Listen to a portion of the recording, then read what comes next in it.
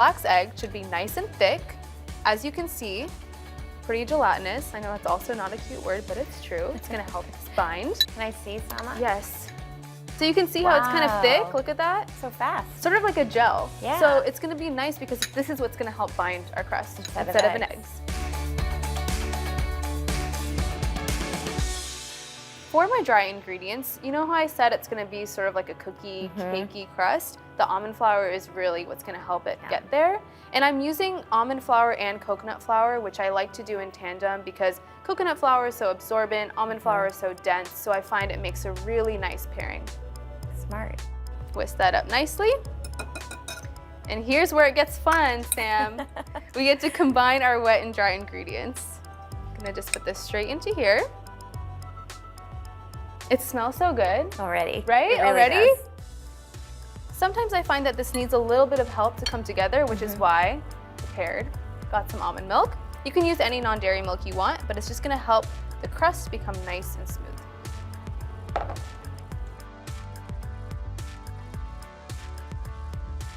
So in my crust, I would use butter, lots of butter, and flour, and granulated sugar. Yeah. As you can see, this dough can be really sticky, so make sure you're armed with a spatula to help your whisk out. You know it though, at home you'd use your fingers. At home, yeah. Yeah. I do use my fingers when I'm at home. You know what? Are we over it? I'm just gonna get in there. Just gonna get in there. They're the best tool you have. You always say when you bake to trust your body, which is what I love about you. Can you explain this to me a bit more? Is that your baking philosophy, to trust your body? That's my baking philosophy. That's why you use your hands, right? So you feel it and you smell it and you use all your senses to sort of figure out what to do next. We really are hashtag baking buddies. Okay, so it looks like my crust is nice and sticky, well incorporated, which is gonna be perfect because now all we're gonna do is transfer it to my little mini muffin tin. You know why I like your dough so much? Tell me, Sam, why you like my dough. Snack on them because there's no raw eggs. You know what? It's I'm always a cookie dough lover, so. It's always a bit of a question on whether or not the dough will make it to the oven for me. So now I've added my crust into my little mini muffin tin. All I'm gonna do is use my finger or my knuckle to create a little bed for my filling to sit snugly on top of, like so. And it's really easy and fun too. You just mold it to the sides of the little mini muffin tin.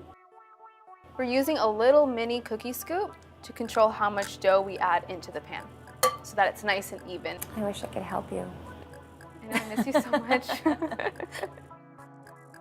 Oh, I forgot to mention, I did grease this pan with coconut oil, and you want to make sure you do that. Super important because you don't want the pies to stick to the pan. That would be really sad. That would be so sad. Now that all of my little cute mini crusts are done, I'm gonna add the filling. Just gonna move this bowl aside. As you can see, this filling has just gotten so thick and it's delicious and it's like a toffee. I'm gonna add it straight into my crust. And it's gonna fit nice and snug in there. Like, they're like little mini tarts, I know. They're so cute. You don't wanna overfill the filling because it will bubble up in the oven when it bakes. So make sure you just level it out. But this guy definitely needs a little more. And see how nice it is that this filling is so textured. It's gonna be so delicious when it caramelizes and cooks in the oven. Finally, just for aesthetics, I'm gonna add a pecan on top of each of these, just to finish it off. Great. I can't wait for you to try this, Sam. My little cute vegan mini pecan pies are done, so now they're ready for a little journey in the oven, going in at 350 degrees for about 20 minutes.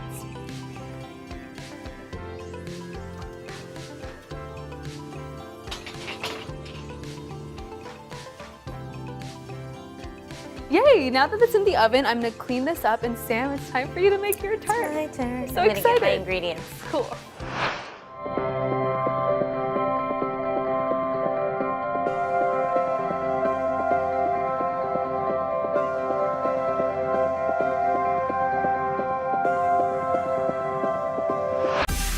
Make the most of your day with Today in 30. We give you a mix of everything you love about our show in a mere 30 minutes. Savannah and Hoda bring you what you must know. The biggest moments of the morning. One Republic! Exclusive interviews. Why did it work for you? You're right. I am more talented than the rest. And important headlines. Major medical news this morning. Watch Today in 30 on your schedule. Streaming every day on Today All Day. Make the most of your day with Today All Day. Get closer to all your friends at Today in a whole new way. Today in 30. We give you a mix of everything you love about our show in a mere 30 minutes. Shop today with Jill Martin. We're helping you shop like never before. The latest styles and biggest names. Today Food. Things are heating up in the Today All Day kitchen. Cooking essentials and recipe inspiration. Get ready. Are you ready? Oh, I'm so ready. Only on Today All Day. Today is now a podcast, available every morning. Listen wherever you get your podcasts. Sometimes the news can be difficult and overwhelming for kids to understand. Will coronavirus come back next year? So to help make sense of it all, we've created a newscast just for them. Man, you know a lot. We hope your family will watch Nightly News Kids Edition. The Meet the Press Chuck Toddcast, free wherever you get your podcasts. Today is now a podcast, available every morning. Listen wherever you get your podcasts.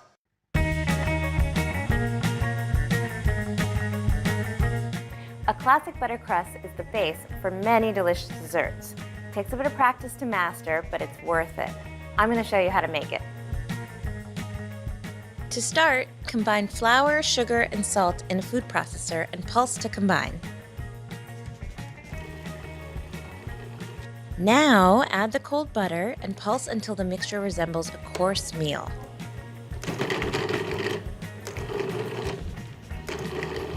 Then add 3 tablespoons of water and pulse the dough until it starts to come together. You can add a little more water if you need to. Tip the dough onto a piece of plastic wrap and then shape it into a flat disc.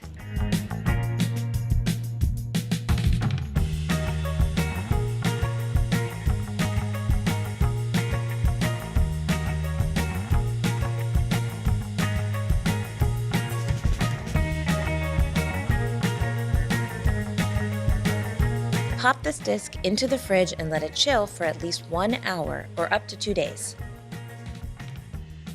On a lightly floured surface, roll the dough into a 10-inch circle.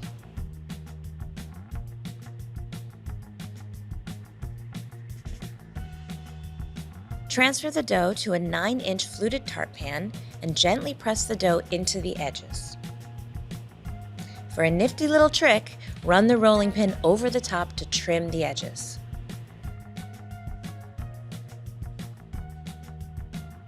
Pop the tart shell into the freezer for 15 minutes. Before baking the tart, line the frozen dough with parchment paper and fill the inside with pie weights. This step will help our crust keep its gorgeous shape. Bake the shell at 375 for 15 minutes. Remove the weights from the tart shell and bake again until lightly golden, another 10 to 15 minutes. Now your beautiful crust is ready to be filled.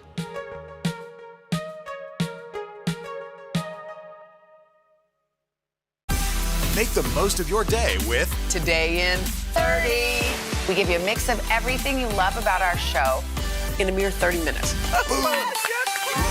Watch Today in 30 on your schedule. Streaming every day on Today All Day. Good morning, everybody. Welcome to Today. Future's looking bright. Are you ready? We're going to do our part to spread the word on the importance of vaccines, so crucial for reopening America. A big day around here, a very special naturalization ceremony. Many of them doctors, nurses, other essential workers. If you are a nurse, thank you. Spring has sprung, guys, and we want to fill this season with some fun and surprises. Yes. This is the face of excitement. Celebrating Earth Day. Let's change the world.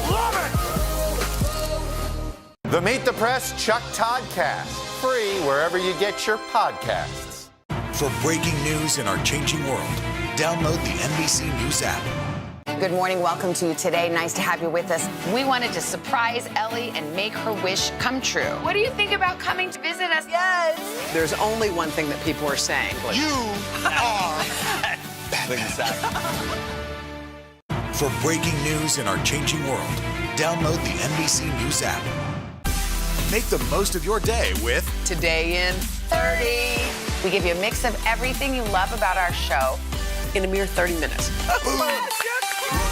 Watch Today in 30 on your schedule, streaming every day on Today All Day.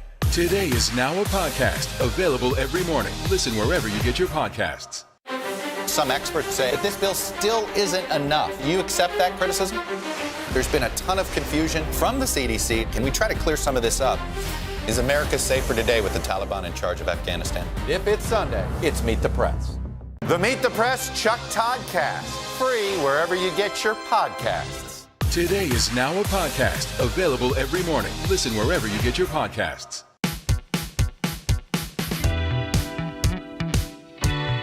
Okay, Sam, you're making this delicious nut tart. I need all of the details. How did you come up with it?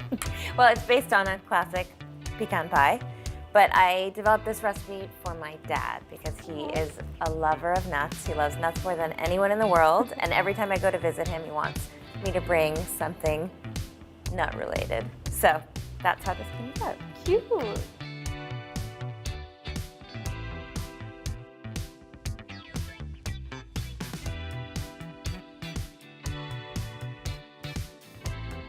What are we doing first? I think the first thing I'm going to do is chop my chocolate. So this is a bar of dark chocolate. I am not a chip girl. I know that you are. I find that you can buy better chocolate when it's in bars, and you can control the size, and it melts a little better. It's nice to have texture too, right? Totally, and I like having all different varying sizes of chocolate, so every bite's a little different. Ooh. So now that's chopped. I'm gonna set that aside, and my filling is super easy. We'll just start with 3 eggs,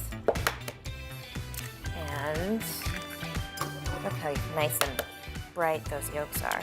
Can you tell us why you crack your egg on the counter, not the bowl? It's easier not to get any pieces of shell in your bowl when you crack it on the counter. Little pro tip. So I'm just whisking this first, and you want to make sure to whisk it really well, because otherwise you'll have these little pieces of egg white in your mixture, which is not pretty. Not cute. So we'll mix this really well, and then we'll just add a couple more ingredients. We're going to add some melted butter. Delish. Yum. Delish. A little bit of brown sugar. And just like you, I'm using maple syrup.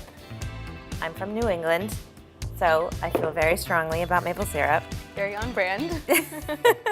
So traditionally, pecan pie is made with corn syrup, which is totally fine if that's what you want to use. I prefer using maple syrup because it has such a delicious flavor. And why not add more flavor? And then now my filling is done, I'm just gonna add my nuts. So for this tart, I am using 3 different kinds of nuts because that's what my dad would like. I'm using pecans, walnuts, and hazelnuts. You could use any mix of nuts that you want. I'm also keeping them whole. I'm not chopping them because number 1, I'm lazy. And number 2, I really like the big pieces of nut. I think it looks really beautiful and just crunchy and nice. And you know, with hazelnuts, they usually come with these little brown papery skins. So you want to make sure you remove that before you bake it. You can do that by just putting them in the oven, 375, for about 8 to 10 minutes until you'll see the flaky skin sort of starts to come off the nut. And then you throw it in a dish towel and rub all those skins off. You can also buy them like that if you wanted to. So why would we be removing the skins? The skins actually are a little bit bitter. So you really don't want, I mean, a little bit is kind of okay, but you don't want a lot of that in your final tart. Yeah, we don't want anything bitter. All right, so that all goes. Woo! And you're not chopping your nuts. No, I'm not. I just think it looks really cute when they're all big and luscious. Texture, baby. Texture. We love it. Okay, so that just gets tossed together. This is super simple. It's so easy. I mean, pecan pie is the easiest pie there is. But you know why I do it in this tart shell? I want the nut filling and the crust to sort of be equal players. You want like an even ratio. I think crust is really important, so. Oh, I'm there for the crust. And, of course, we can't forget to add a little bit of salt. You have to season all your sweets just like you season your savory food. It really brings out all the flavor. In the chocolate goes. Yum. Could you use a different kind of chocolate Oh if you yeah, wanted? absolutely. Okay. So this is bittersweet chocolate, Okay. which is my fave. But you could certainly use milk if you prefer. Okay, this looks nice and well mixed. There's no little bits of egg that haven't been incorporated. It's perfect. So now I'm gonna go on to my crust. Now, I think I know the answer to this question. I think I know what you're gonna say, but could you potentially use a store-bought pie crust? No. Is it time? It's time. All right, so I'm adding this beautiful filling. Look at that. I mean, come on. It already looks pretty delicious. Caramelly, those big chunks of chocolate, nuts. I love the plot twist chunks of nuts. Chunks of nuts. Yes. It's like the name of a band. You gotta make sure to sort of spread out your nuts a little bit. And be really careful not to let any of the filling go over the sides, because that will make it stick to your tart pan, which is a real bummer. It belongs in a museum for sure. Like, I mean, artiste. Well, thanks. Well, as you know, I'm also a food stylist. So you want to make sure to spread everything out so that you don't have chunks of nuts on one side. You know, you want it all to bake really evenly. And you want every person to get every kind of nut in every slice. Okay, I think she's ready for the oven. So I'm going to ask you to do the honors. I would be honored to do the honors. 375 degrees for 20 to 25 minutes. You'll see, it's like puffed all the way through and golden brown. I'm on it. I'm on it, Sam.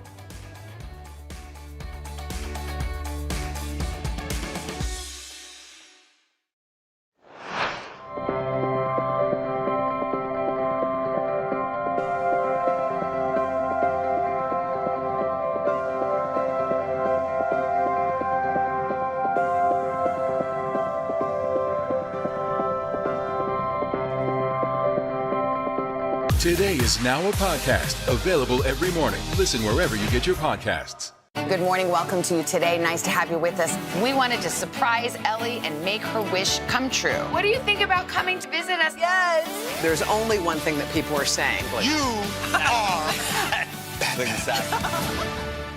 Sometimes the news can be difficult and overwhelming for kids to understand. Will coronavirus come back next year? So to help make sense of it all, we've created a newscast just for them. Man, you know a lot. We hope your family will watch Nightly News Kids Edition. Make the most of your day with Today All Day. Get closer to all your friends at Today in a whole new way. Today in 30. We give you a mix of everything you love about our show In a mere 30 minutes. Shop today with Jill Martin. We're helping you shop like never before. The latest styles and biggest names. Today food. Things are heating up in the Today All Day kitchen. Cooking essentials and recipe inspiration. Is that ready? Are you ready? Oh, I'm so ready. Only on Today All Day. Today is now a podcast, available every morning. Listen wherever you get your podcasts. Make the most of your day with Today in 30. We give you a mix of everything you love about our show in a mere 30 minutes. Watch Today in 30 on your schedule. Streaming every day on Today All Day. The Meet the Press Chuck Toddcast, free wherever you get your podcasts.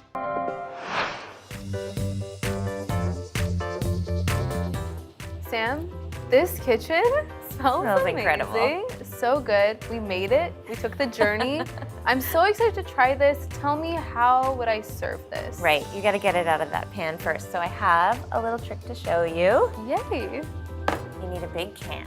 Okay. And now you're gonna pick it up and put it on top of the can. And if everything works according to plan, the sides will just fall off. I'm stressed. Okay. Okay. We can do it. All right. So I'm gonna put it on top of the can. With the can in the center.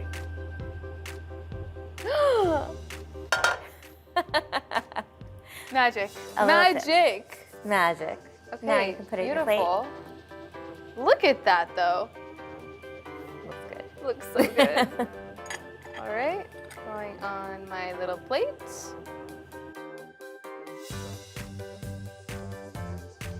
Okay. I hope you like Moment of truth, Sam.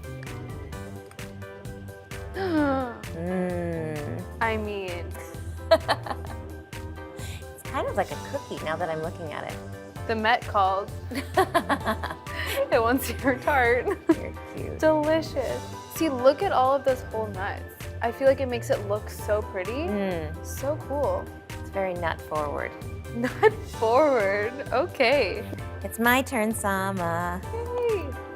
Oh, these look so cute. Oh, they come out so cleanly. Yay. This would be such a good little party snack. They're Look how cute mini, they are. bite size. So, you know. You know what, I'm really into this beautiful caramelized moment, as you would say. It's a caramelized moment. Okay, I'm gonna pick one that has like all that yummy. I wanna see what it looks inside. Look at that. That looks good, Sama. Thank you. Yum. I hope you like it.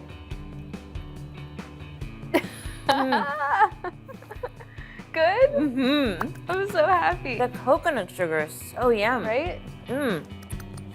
That's delicious, Sama. Thank you, Sam. It's like rich and chewy and crunchy and coconutty. How do you feel about the cookie crust? I'm into it. Okay, I love how thick it is because it's like it's luscious. Luscious. That's what it is. Luckily, there's a huge piece of that delicious chocolate right here. This is what I'm going for.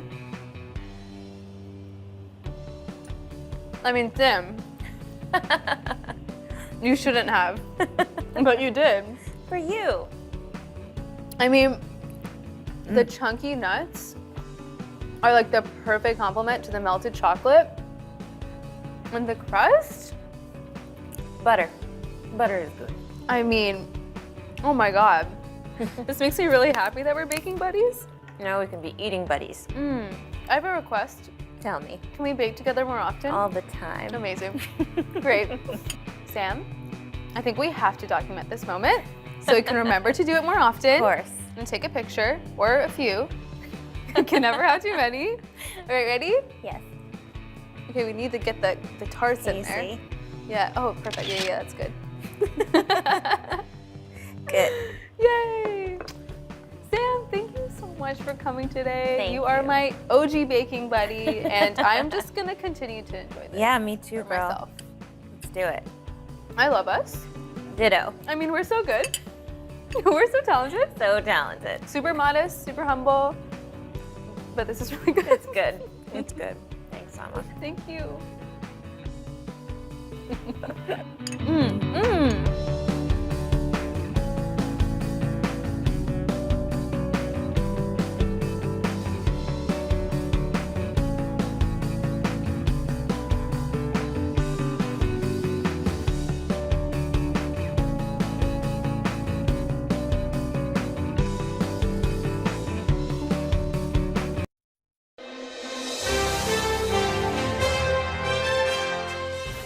Audra McDonald is a true theater legend. She is a 6-time Tony Award-winning singer and actor who also graces both the big screen and small screens. And we love her as Liz Reddick in The Good Fight, which just released season 5.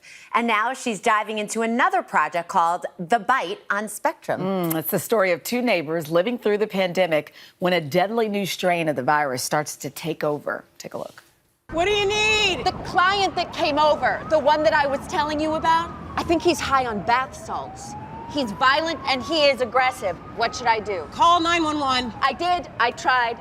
It's a 56-minute wait. Okay, so just keep him hydrated, keep him calm, keep the lights down low. He's probably going through a 4-hour withdrawal, so he's gonna have a terrible headache when it's over, so have some Advil handy. All right, good morning to you. Good morning. Okay, so The Bite, it tackles 2020's life during the pandemic, as we saw there, while throwing in a few zombies. Tell us a little bit about who you play. I play a doctor named Dr. Rachel Butella, who is, sheltering in place at home while her husband is working for the CDC down in Washington, D.C. They start to come, she's doing telemedicine calls, and she starts to come across this sort of strange thing that's happening with some of her patients, and some of them are starting to turn into zombies. I mean, here's the thing about Audra McDonald. Audra has range. I mean. She has range. So I understand to keep folks safe that the creators had to get a little creative about who they cast alongside you? Oh. Absolutely, so that we could stay safe. We were filming this right in the middle of the pandemic, and there was no vaccines yet. So the only person I was ever on set with was my husband, who played my lover in the show. So my husband, Will Swenson, ended up playing my boyfriend in the show, even though my character's married. So we all had a bunch of remote cameras that were set up all over this apartment. This is him, right? The video that we're looking at now. This is your husband? Yeah. Me and my husband, Will, and a hand. Beautiful couple. And so, thank you, because we've been sheltering in place together with our family and our kids. It worked out. And then the other character who plays my husband in the show, Steve Pasquale, his love affair that he's having in the show was with his real life wife, Philippa Sue. So they were able to do their stuff together. And then other than that, everybody stayed apart. We didn't have any camera crews on the stage with us at the same time. It was all like sort of iPhone shots and whatnot. And we had to do it all ourselves. It was, like the kids put on a show. Wow, right. With all the husbands and wives, it sounds like a reality show behind the scenes. Everybody working together. It was in a way, but you know what? Everybody stayed safe, and that was the most important thing. And we were able to get a lot of theater folks to work on the show because our community was decimated by COVID. So getting a chance to do this and make some money and put a lot of people to work was a wonderful thing. And speaking of, you were able to get back in action wrapping up The Good Fight, season 5. So what was it like after the time off and then finally getting back to finish it? It was great because as we were starting up season 5, more and more people were being vaccinated. So with every day, more and more cast members or crew members would come in saying, I was able to get my vaccine. I was able to get my vaccine. So we were just starting to sigh more, be a little, feel a little better about what we were doing. We were still testing every single day. But just getting everybody back to work, I think was such an important thing. Like I said, the theater community and the film and television community, really had a hard time. Everybody did during the pandemic, but industries like that where people were forced to be together all of a sudden couldn't, really decimated. So it was a good feeling to get everybody back up and running. I can't tell you how many people have called me wanting to stay at my place so they can go to Broadway when it reopens. I mean, like you said, the community took a hit, but everybody's ready for them to come back.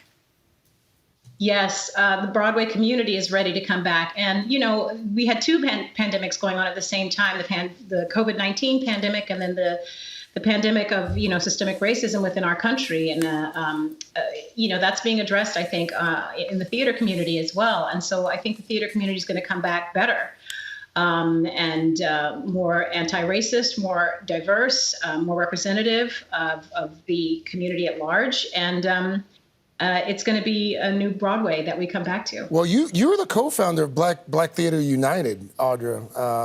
Tell folks about it, what the mission and how that came to be. Well, Black Theater United was founded right after the murder of George Floyd, just with an outcry to want to protect Black bodies, Black talent, and Black lives. And there's so much that was going on at that time, and we just realized that there needed to be a reckoning within the theatrical community as well. And so me and a lot of my old friends within the Broadway community, you're seeing some of them now, Billy Porter, you got Leslie Uggams, Lillias White, and David Allen Greer. A lot of people got together and said, we've got to speak up within our own community. And so the mission is to, again, make theater a more anti-racist, diverse, representative space. And then also to stay civically engaged, too, to make sure that we fight systemic racism within the country as well. You guys are doing a lot of good, and I can't wait to be back in those seats. I'm going to get as many tickets as I can to all the shows.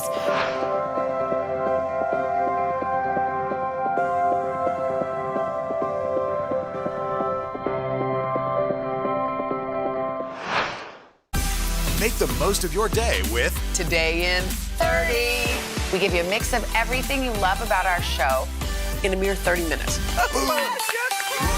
Watch Today in 30 on your schedule, streaming every day on Today All Day. Good morning, everybody. Welcome to Today. Future's looking bright. Are you ready? We're going to do our part to spread the word on the importance of vaccines, so crucial for reopening America. A big day around here, a very special naturalization ceremony. Many of them doctors, nurses, other essential workers. If you are a nurse, thank you. Spring has sprung, guys, and we want to fill this season with some fun and surprises. Yes. This is the face of excitement. Celebrating Earth Day. Let's change the world. Today is now a podcast, available every morning. Listen wherever you get your podcasts. Sometimes the news can be difficult and overwhelming for kids to understand. Will coronavirus come back next year? So to help make sense of it all, we've created a newscast just for them. Man, you know a lot. We hope your family will watch Nightly News Kids Edition. Good morning. Welcome to Today. Nice to have you with us. We wanted to surprise Ellie and make her wish come true. What do you think about coming to visit us? Yes. There's only one thing that people are saying. You are. The Meet the Press Chuck Toddcast. Free wherever you get your podcasts. For breaking news in our changing world, download the NBC News app. Rose Byrne has been making us laugh for years. We all remember her as Helen in Kristen Wiig's insufferably perfect frenemy in Bridesmaids. And now Rose is starring in the much darker comedy. It's called Physical. So she plays Sheila, a self-loathing housewife in the 80s who feels like she's hit rock bottom until she discovers aerobics, and it gives her a little bit of a light at the end of the tunnel. Have you heard of the Drain Guru? I mean, yeah, of course. Everyone's He's huge, right? heard of him. You could be huger. You've got the skills and the looks.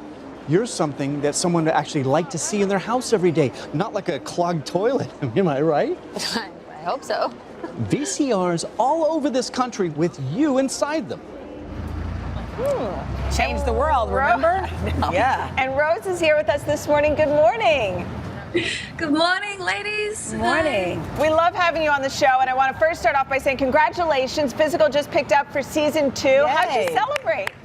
Yeah, I was really excited. I think I just had some champagne. Of course.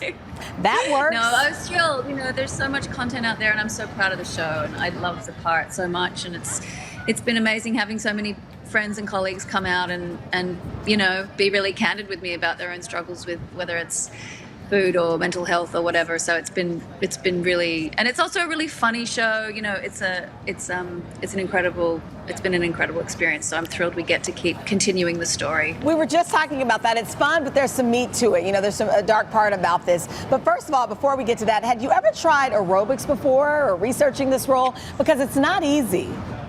It's not, but it's also addictive. I realized once I started doing the training, the high you get from it and the rush is really, it's incredible. And I trained really hard with Jennifer Hamilton, this incredible choreographer who did all of the sequences. We started training months in advance, and she was a huge cheerleader and motivator for me. Because no, I'm not particularly fit, so. And you have to be coordinated too. Yeah, and I'm deeply uncoordinated.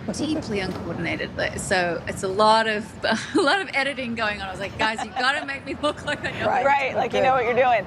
I would say the dark part of this show comes in when you hear Sheila's inner thoughts, what she says to herself. And I feel like so many people, when they're on their own, I mean, those thoughts can really be brutal, and you really just kind of tear yourself apart. How did you get into that headspace? I loved it. I mean, listen, I guess as an artist, it's always the attraction of the dark side. And I also think that comedy comes from the same place. I think the funniest things can be the darkest, and the darkest things can be the funniest. So I found it really kind of enriching and nourishing, despite it being obviously challenging at times, particularly how Sheila sees other people, but it's always just a reflection of her own illness and demons. It's not really ever about the other person, you know? Yeah. And once I, understood that, and it's a deeply personal story for Annie Wiseman, the creator, so I felt very, I wanted to do a good job for her, obviously, and but it's amazing. So many people relate. It touches a nerve. It does, especially just self-talk. That at its at its worst. So is it true you and your partner Bobby Cannavale watched the show together? Has he given you any notes? He's my biggest supporter. He's amazing. Aww. He's an incredible actor himself, obviously, and I, have such respect for him as an artist. And we've worked together many times. We were doing a play together right before the pandemic hit. We were one of the few plays that actually got to finish our run. So I consider him my touchstone, and he's, he had read the scripts, and we do. I love watching it. I mean, we try. We have 2 small kids, so it's sometimes a little bit hard. That. Yes. Yes, you have to wait till they go to bed, and then you can watch TV together if you're still awake. If you're still awake, exactly. If you still manage to be awake. Exactly. Rose, thank you so much, and good luck with season 2. We can't wait to see where it goes from here. Thanks, ladies. Appreciate it. Thanks so much.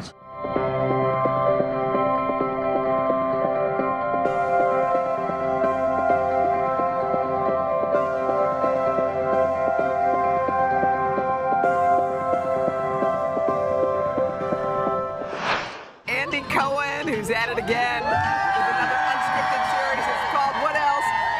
X-Rated, and it debuts on Peacock next week. Do you like my backup dancers? Yeah. They come with me wherever I go. But you'll They're have to wonderful. We're going to do a number later. You'll have to hear about this show because it's Andy along with the sex educator and relation expert Shan Boodram.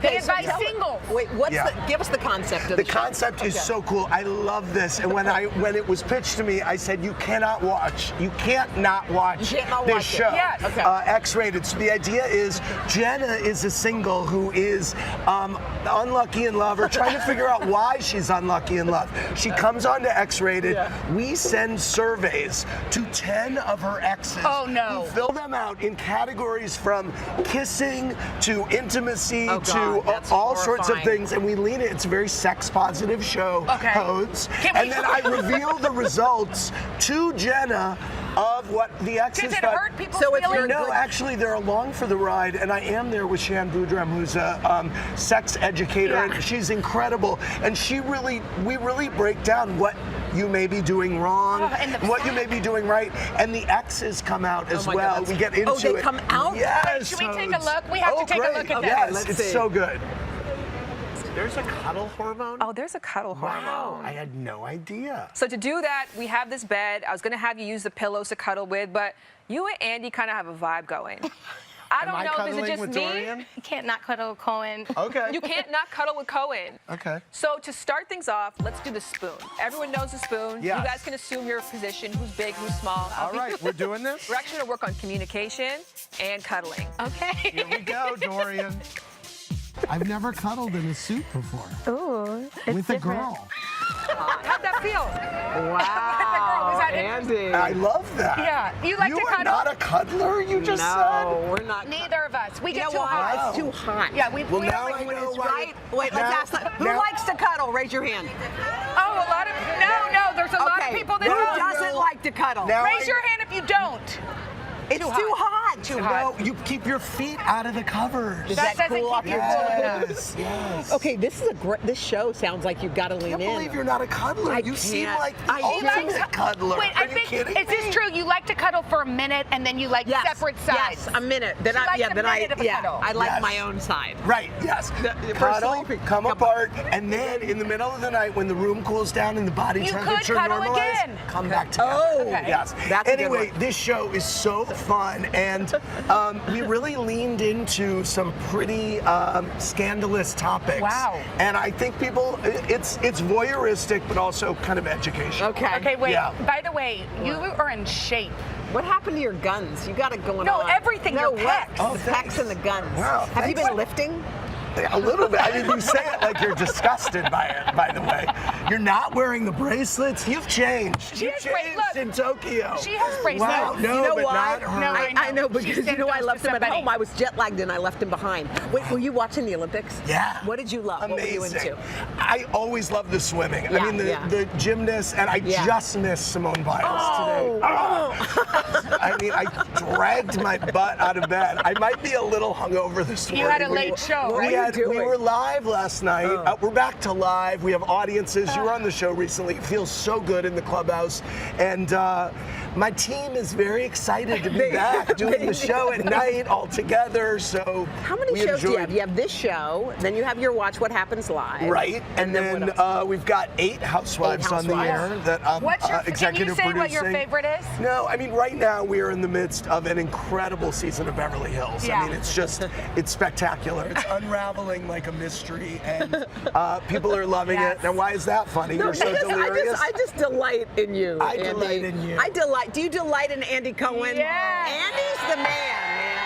I just dig you. You're kind. I just Wait, dig would you cuddle with me? Yes, I would. Wow. You know what? Something about Andy. Yeah, I you would. cuddle with him. Everyone would. Can we talk about Ben? Yeah, sure. How is he? Look, you hear people say yes. He's so good. He's really good. He's making it easy for me. He's delightful. He's cheerful. He's talking a lot, and he's a lot of fun. It's great. It's really, really good. Right on time, Hodes. He's right on time. He's right on time. Yeah. And that's not going to be your family may be expanding. Do you have news to break? Are you breaking? Are we breaking news? No, you're not. As I've said to you before, I would love to have more. Yes, I would. Yeah. Definitely. See that. Oh, Andy. Look, we're all in white on the plaza. Amazing. For breaking news in our changing world, download the NBC News app. Today is now a podcast available every morning. Listen wherever you get your podcasts. Some experts say that this bill still isn't enough. Do you accept that criticism? There's been a ton of confusion from the CDC. Can we try to clear some of this up? Is America safer today with the Taliban in charge of Afghanistan? If it's Sunday, it's Meet the Press. Today is now a podcast available every morning. Listen wherever you get your podcasts. Good morning. Welcome to Today. Nice to have you with us. We wanted to surprise Ellie and make her wish come true. What do you think about coming to visit us? Yes. There's only one thing that people are saying. You are Sometimes the news can be difficult and overwhelming for kids to understand. Will coronavirus come back next year? So to help make sense of it all, we've created a newscast just for them. Man, you know a lot. We hope your family will watch Nightly News Kids Edition. Good morning. Welcome to Today. Nice to have you with us. We wanted to surprise Ellie and make her wish come true. What do you think about coming to visit us? Yes. There's only one thing that people are saying. You are Some experts say that this bill still isn't enough. Do you accept that criticism? There's been a ton of confusion from the CDC. Can we try to clear some of this up? Is America safer today with the Taliban in charge of Afghanistan? If it's Sunday, it's Meet the Press. Make the most of your day with Today in 30. We give you a mix of everything you love about our show in a mere 30 minutes. Watch Today in 30 on your schedule, streaming every day on Today All Day. The Meet the Press Chuck Toddcast, free wherever you get your podcasts. Today is now a podcast available every morning. Listen wherever you get your podcasts. For breaking news in our changing world, download the NBC News app. Julia Haart has a made-for-TV life story. She is the CEO of a company that represents musicians, models, actors, including Kendall Jenner, Willow Smith, and Jessie J. But it is her past that you may find the most interesting. Up until 2013, Julia was a member of an ultra-Orthodox Jewish community which emphasized modesty for women and gender separation in some public places. Now she's revealing details about the life she left behind, and we are going to talk with Julia in a moment. But first, this is her story.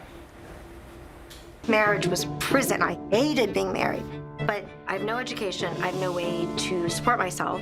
In the Netflix reality series My Unorthodox Life, Julia Haart opens up about her former life as an ultra-Orthodox Jew in Muncie, New York. All my life, I felt out of place. I was trying to understand things that I wasn't allowed to, and it didn't feel right. I was miserable.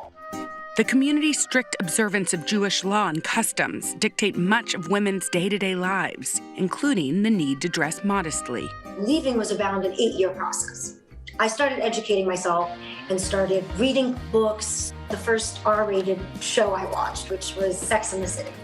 I remember thinking, like, there are women who live on their own in apartments by themselves? Julia left her husband and her community at 43 years old to start a new life for herself and her children. It felt like I was moving from one planet to another. And the most difficult thing that I had was I didn't know anyone, and I didn't know how the world worked. I'd never been on a date. I'd never been to a bar or a club. I'd never heard of an invoice. Like, I knew literally nothing. But I figured, hey, I just time traveled 400 years. If I can do that, I can do literally anything. In 2013, she took the fashion world by storm, starting her own stiletto brand. I've been hiding magazines, fashion magazines, and my drawings literally since I was like 10. And so it didn't occur to me to do anything else. Of course, I didn't know anything about shoes or how to make shoes, but hey, I'll learn as I go. Today, she's the CEO of the talent media agency Elite World Group and a mom to 4. In my mind, I separate my life into 2 pieces. The first 43 years of my life is what was done to me. The past 8 is what I've accomplished. Maybe some other woman in some other place who is as miserable as I was, maybe she'll watch the show and say, hey, if this crazy woman can do it, maybe I can too. And Julia Haart is with us now. Hey, Julia. Hi. Julia. So nice to be here. Thank you for having me. We're so happy you're here. You know, I read part of your story, and I know that you didn't even feel comfortable telling friends and people you met about your childhood, and now you're sharing it with the world. What does it feel like? Well, it's, pretty frightening, as you can imagine. I mean, I'm literally opening my life to everyone, and especially in today's day and age with social media, you know what that means on the plus and the minus side. But I felt that it was a story that needs to be told, and I just got to jump in and do it. Finding the courage to make that change is tough. There's usually a moment, something happens, the lights go on, and you say, this is the last straw. What was your last straw? My last straw was Miriam. This is a girl who, right now she's in Stanford University. She is becoming a senior in Stanford, and when she joined Stanford, if I'm not mistaken, she was the youngest teacher Stanford has ever had, because as a freshman, she was also giving a class in virtual reality. And here's a girl who, had I stayed, by 18 she would be engaged or married, by 19 she would have baby number 1, by 21 she would have baby number 2, and that would have been her life. Now, I love being a mother, and this has nothing to do with not wanting my daughter to have a full life. This has to do with the fact that I want her to have everything. And I want her to show the world what she's capable of. Yeah. And I saw them pushing her down, and I just couldn't let it happen anymore. We're showing a picture of your beautiful family, including your daughter, Miriam, and you also share custody with your ex-husband, with your 15-year-old son, who's kind of being raised in these 2 different worlds. You described it in that tape piece as being from another planet. How do you do that? Well, I have to say that, my ex-husband and I co-parent so beautifully. He has also left the fundamentalist community. This year, he put on jeans for the first time. And I know that sounds like jeans, what's so exciting, but basically, he's like saying, oh, he went around naked in the neighborhood. It's very similar in that kind of feeling. There's televisions in his home, there's radio, there's magazines. He's fully connected to the outside world, and he's been fantastic. So, basically, even the part of my family that has stayed religious has just left that fundamentalist side. And that's the only part I have an issue with. Right. Just quickly about your leap into being a CEO. I mean, it feels like you went in a blink and you became the CEO. You've got Kris Jenner and Willow. I mean, what do you think, if you just had to nutshell it in a couple of lines, is the secret to your success? Wow, great question. Well, first of all, I feel like I haven't accomplished enough yet, so let's not give me success yet. When we have created an army of financially independent women who do not have to ask permission, then I will feel like, okay, we've got some success. But the reality is that I feel like the first 43 years of my life, I wasn't able to be myself. I feel like it was stolen from me. And so I don't have 43 seconds to waste. So I am very focused, very driven. I'm on a mission. I want to help as many women find their own inner peace by becoming who they want to be, by not having to ask permission, by not having to wait for someone to tell them they can. Let's stop being polite. Let's stop waiting for permission. I hate the word obedient women. I don't want to be obedient anymore. I feel like running a mile right now. Me too. I'm like, talk us into more. Thank you. Thank you so much. Today is now a podcast, available every morning. Listen wherever you get your podcasts. Sometimes the news can be difficult and overwhelming for kids to understand. Will coronavirus come back next year? So to help make sense of it all, we've created a newscast just for them. Man, you know a lot. We hope your family will watch Nightly News Kids Edition. Some experts say that this bill still isn't enough. Do you accept that criticism? There's been a ton of confusion from the CDC. Can we try to clear some of this up? Is America safer today with the Taliban in charge of Afghanistan? If it's Sunday, it's Meet the Press. Good morning, everybody. Welcome to Today. Future's looking bright. Are you ready? We're going to do our part to spread the word on the importance of vaccines, so crucial for reopening America. A big day around here, a very special naturalization ceremony. Many of them doctors, nurses, other essential workers. If you are a nurse, thank you. Spring is sprung, guys, and we want to fill this season with some fun and surprise. Yes, this is the face of excitement. Celebrating Earth Day. Let's change the world. Love it! Some experts say that this bill still isn't enough. Do you accept that criticism? There's been a ton of confusion from the CDC. Can we try to clear some of this up? Is America safer today with the Taliban in charge of Afghanistan? If it's Sunday, it's Meet the Press. Today is now a podcast available every morning. Listen wherever you get your podcasts. The Meet the Press Chuck Toddcast, free wherever you get your podcasts. From mob boss to paper pusher? Is it possible? Well, the actor best known for the HBO hit series The Sopranos was almost cast in a very different role on NBC's long-running sitcom The Office. Sopranos stars Michael Imperioli and Steven Shrippa breaking the news to Ricky Gervais on a recent episode of their podcast, Talking Sopranos. And according to Shrippa, James was in talks to replace Steve Carell following Steve's departure from The Office in season 7. Wow. I think before James Spader and after Carell, they offered Jim, I want to say $4 million to play him for the season, and HBO paid him $3 million not to do it. That's a fact. They paid him that to keep the legacy of The Sopranos pure. Well, I guess that, and also he had a deal with them. He was doing the night of. He was developing that. Oh, right. Wow. Okay. Wow. I mean, there you go. I've never heard of that. Amazing. What a great deal. To do it. Can you pay me $3 million not to? I know exactly to sit around. They say there's a saying, the most powerful phrase in Hollywood is no. Wow. Yeah, maybe in life. Maybe. You start with no. I do. You do? Some people, you've heard the phrase, start with yes. Wilker is like, no, start with no. Okay. No. All right.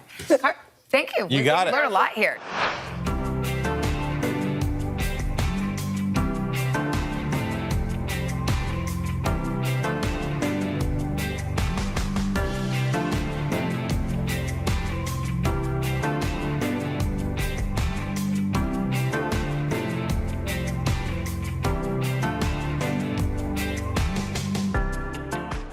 Big news from the set of the highly anticipated Sex and the City reboot. Any Sex and the City fans? Yes? John James Preston, a.k.a. Mr. Big, is officially back. Actor Chris Knopf sharing this pic over the weekend alongside co-star Sarah Jessica Parker, captioning the post, "Together again." SJP revealing her own look at Carrie and Big's latest chapter with this photo, writing, "These two, I bet they stay out late tonight." It's been more than 10 years since fans saw the on and off again couple finally tie the knot on show's big screen sequel. And it looks like things are finally working out for Carrie's love life in this reboot. The upcoming series, And Just Like That, is currently in production. No date for the release, but it's going to be on HBO Max and people are looking forward.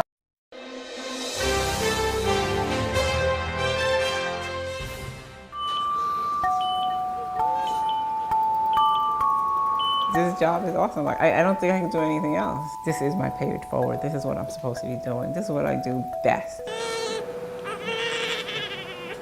You don't know how much work it really does take for this little baby to come home to you. It's a lot.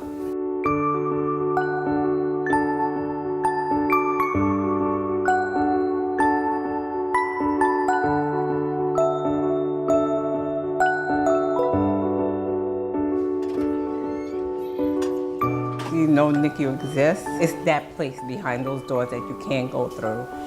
But I just didn't think, I would ever end up there.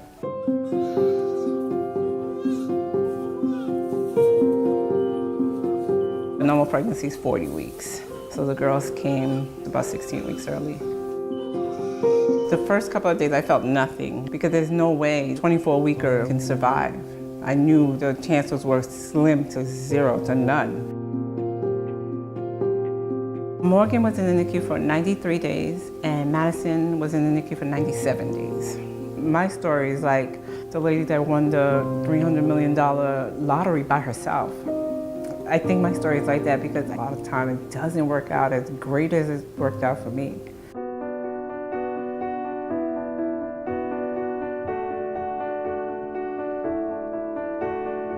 If you believe in a higher being, I always think this is why God brought my girls to me this way, because I had to be here. I know you're hungry, right? Did you eat early? Okay, I'm gonna get your breakfast ready. I always say I have the greatest job in the world. You're basically your baby's advocate. You're your baby's voice. And Cindy, he's yours? Yes. Any other problems? No, Okay. everything's fine with him. Great. So that's pretty much what we're planning for him to do today. Okay. Great. Thank you. Thank you.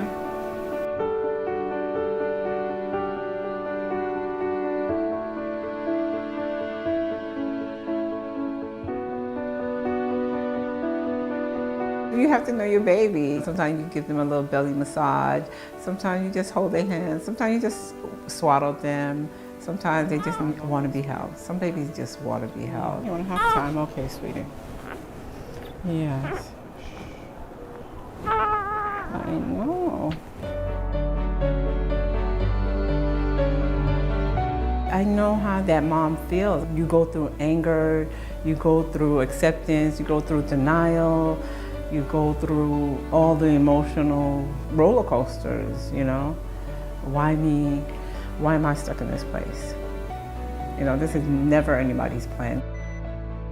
It's very intimidating for someone to see their baby with all these wires and this machine beeping, and I put myself in their shoe and I try to explain as best as I can, okay, this is what we're doing and this is why we're doing what we're doing.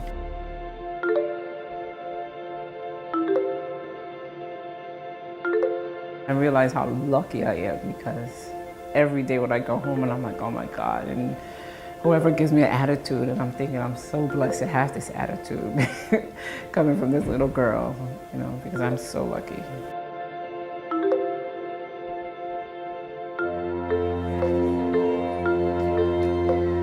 Hi, Mommy.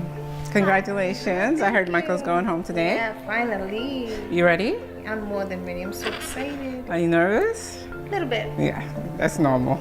I love to see them go, I really do, because I know how rewarding it is to be a parent, how hard it is to be a parent, but it is the best thing in the world. I mean, you know, you had a hand in doing this and giving this parent this beautiful baby. When they get to go home, it makes you feel awesome. It makes you feel like you have a superpower. Like not everyone can do this. Come back and visit, okay? We will. Thank you so much. Bye-bye. Come back to you. Thank you.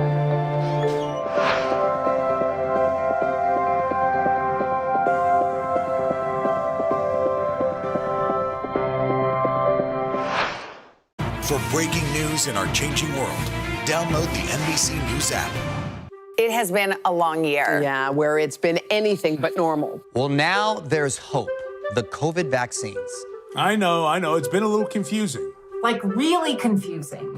So it's more important than ever to make a plan. Visit planyourvaccine.com to find out where and when to get your vaccine. What are you waiting for? Roll up your sleeves and plan your vaccine. Plan your vaccine. Plan your vaccine.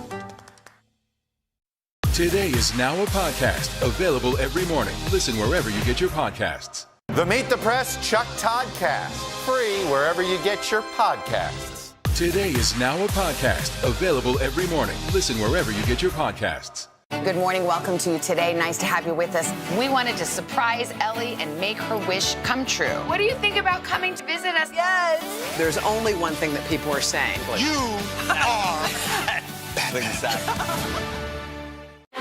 Some experts say that this bill still isn't enough. Do you accept that criticism? There's been a ton of confusion from the CDC. Can we try to clear some of this up?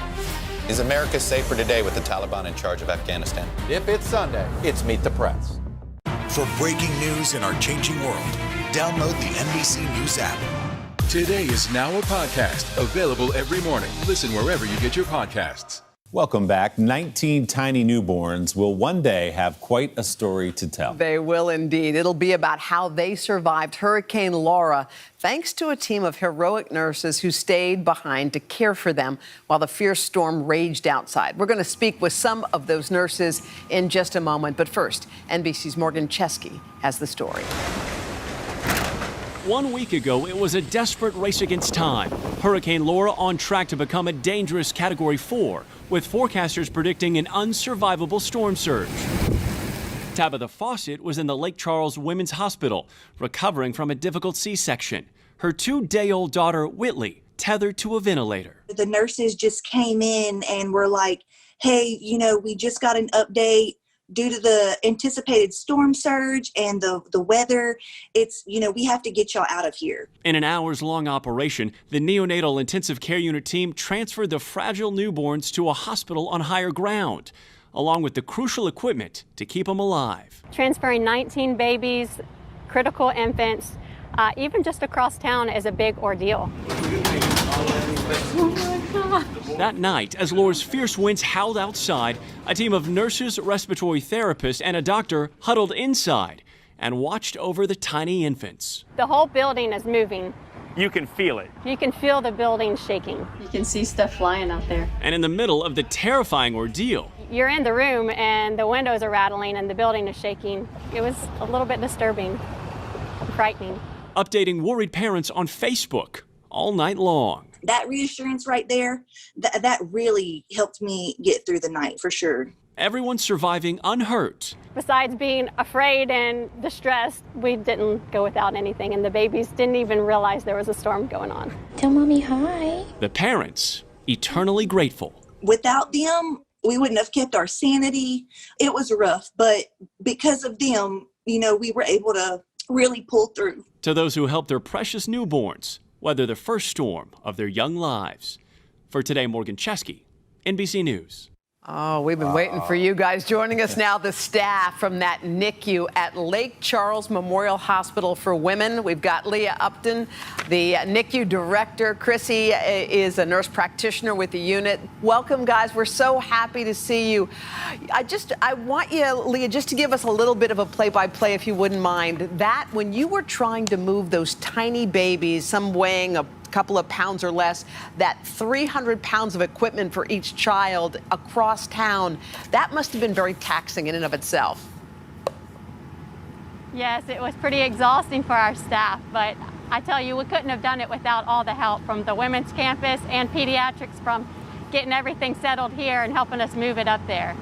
Chrissy, first of all, bless you and bless every last one of you there. What an incredible job you did. You really are saints. But what was it like inside that hospital? You get to Lake Charles Memorial, the hurricane moves in, you're there with all these babies, these tiny babies who don't even have their own moms there with them. What was it like to be inside as that storm came through? Sure, it was pretty terrifying, just the wind and the water coming through, but our focus was these babies. We wanted to make sure all of them were taken care of, just like we would take care of them at the main campus, whether there was a storm or not. So that was our main focus, so it kind of went fast from there because we had so many babies to take care of. Chrissy, you guys kept your spirits up that night. You had to somehow keep all that fear at bay, and as I understand it, some music played a small part. Tell me about that. Yes, one of our nurses, Allison, had a playlist full of just like praise and worship music, and we just blared that. We were all singing. It was kind of trickling down the hallways, and it just kept some calm and peace for us during this time. And I know what's difficult in a situation like this. I know a lot of you guys are moms. You have kids of your own, and you're probably concerned about, wow, what are they doing at home? Leo, tell us a little bit about what that part of the story was like. Well, no one wants to be separated from their family during a time like this, but my 4 children evacuated with my husband, so I knew that they were in safe hands. I just couldn't imagine what these children, the mothers of these babies, felt during this time because their babies were here. They had to put a lot of trust in us to take care of them. Chrissy, how did the babies themselves do? You have these 19 precious newborns. How did they do through the storm? They did very well, probably better than us. They slept through the whole thing. That we maintained, their equipment, the respiratory stuff they needed, and they did fine. They slept through the whole thing. How long did this whole thing take, guys, from when you started the transfer process through the night, things calmed down, you get the 19 babies back to other hospitals with running water, when you finally got home? How long was your day at work? About 48 hours for me. Some a little bit shorter because we let some of them go home once some of the babies were gone, but 48 hours for some. Well, thank you guys. That is an Yeah, you guys are incredible. I mean, the stories you guys put mattresses up to protect so that the windows wouldn't shatter on the children. You all did it all. You went above and beyond like we knew you would. So thank you guys so much. We want to thank you, Leah and Chrissy. And will you give a hug to that whole NICU department behind you because they're all incredible people. Thank you guys so much. Great job, guys. Thank you. Nice work, everybody. For breaking news in our changing world, download the NBC News app. Make the most of your day with Today in 30. We give you a mix of everything you love about our show in a mere 30 minutes. Savannah and Hoda bring you what you must know. The biggest moments of the morning. One Republic! Exclusive interviews. Why did it work for you? You're right. I am more talented than the rest. And important headlines. Major medical news this morning. Watch Today in 30 on your schedule. Streaming every day on Today All Day. Good morning, everybody. Welcome to Today. Future's looking bright. Are you ready? We're going to do our part to spread the word on the importance of vaccines, so crucial for reopening America. A big day around here. A very special naturalization ceremony. Many of them doctors, nurses, other essential workers. If you are a nurse, thank you. Spring has sprung, guys, and we want to fill this season with some fun and surprises. Yes. This is the face of excitement. Celebrating Earth Day. Let's change the world. Love it! Some experts say that this bill still isn't enough. Do you accept that criticism? There's been a ton of confusion from the CDC. Can we try to clear some of this up? Is America safer today with the Taliban in charge of Afghanistan? If it's Sunday, it's Meet the Press. Good morning, everybody. Welcome to Today. Future's looking bright. Are you ready? We're going to do our part to spread the word on the importance of vaccines, so crucial for reopening America. A big day around here. A very special naturalization ceremony. Many of them doctors, nurses, other essential workers. If you are a nurse, thank you. Spring has sprung, guys, and we want to fill this season with some fun and surprises. Yes. This is the face of excitement. Celebrating Earth Day. Let's change the world. Love it! For breaking news in our changing world, download the NBC News app. Today is now a podcast, available every morning. Listen wherever you get your podcasts. Which is harder, respiratory therapist or father of 3 under the age of 1? Option B, sir. Option B.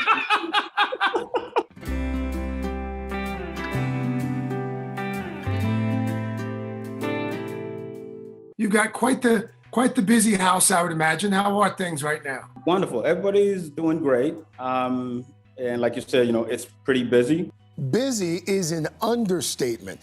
Dave Suleiman, a respiratory therapist at Chicago's Northwestern Memorial Hospital, found out his wife was pregnant at the end of 2019. The couple was overjoyed because they'd been trying to start a family for the last 5 years. Take me back. What was that like? We had a pregnancy that we've been fighting for forever. So we had anticipated a June baby, but then we found out some complications early periods of January that, we had some severe complications that might jeopardize this pregnancy. So my wife, Jennifer, was admitted in the hospital for observation. Somehow, some way, Jaden showed up, said, "Hey, I'm here."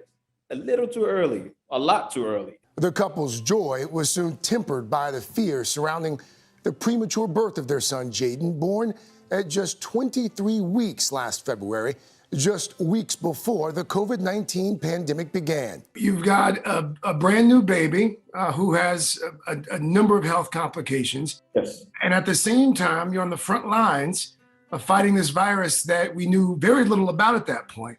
Right. How were you just managing the stress of it all? Work and the family were very, very separated at that time. What I'm dealing with outside of the hospital shouldn't really affect how I'm caring for a patient at the hospital. But yes, it was not going to be easy. Day visited his son in the NICU after his own long shifts at the hospital, spent working with patients on life support and putting himself at a very high risk for contracting the virus. Was I afraid and worried about taking the virus over there? Absolutely. But I still try my best to put every precaution in place, a shower, a change of clothing, and even when I get to the NICU side of things, extra gear just to have some protection to be around him. So we have a newborn with some health complications. Yes. We have the start of a pandemic. And then we find out we're pregnant again. Yes. Oh, and by the way, it's twins.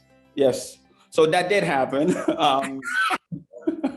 The twins, Janelle and Jordan, were born December 16th, 2020, just a few months after their firstborn, Jaden, was released from his extended time in the NICU. I was elated.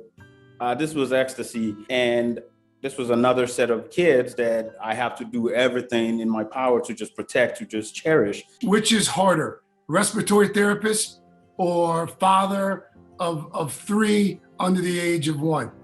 Option B, sir. Option B.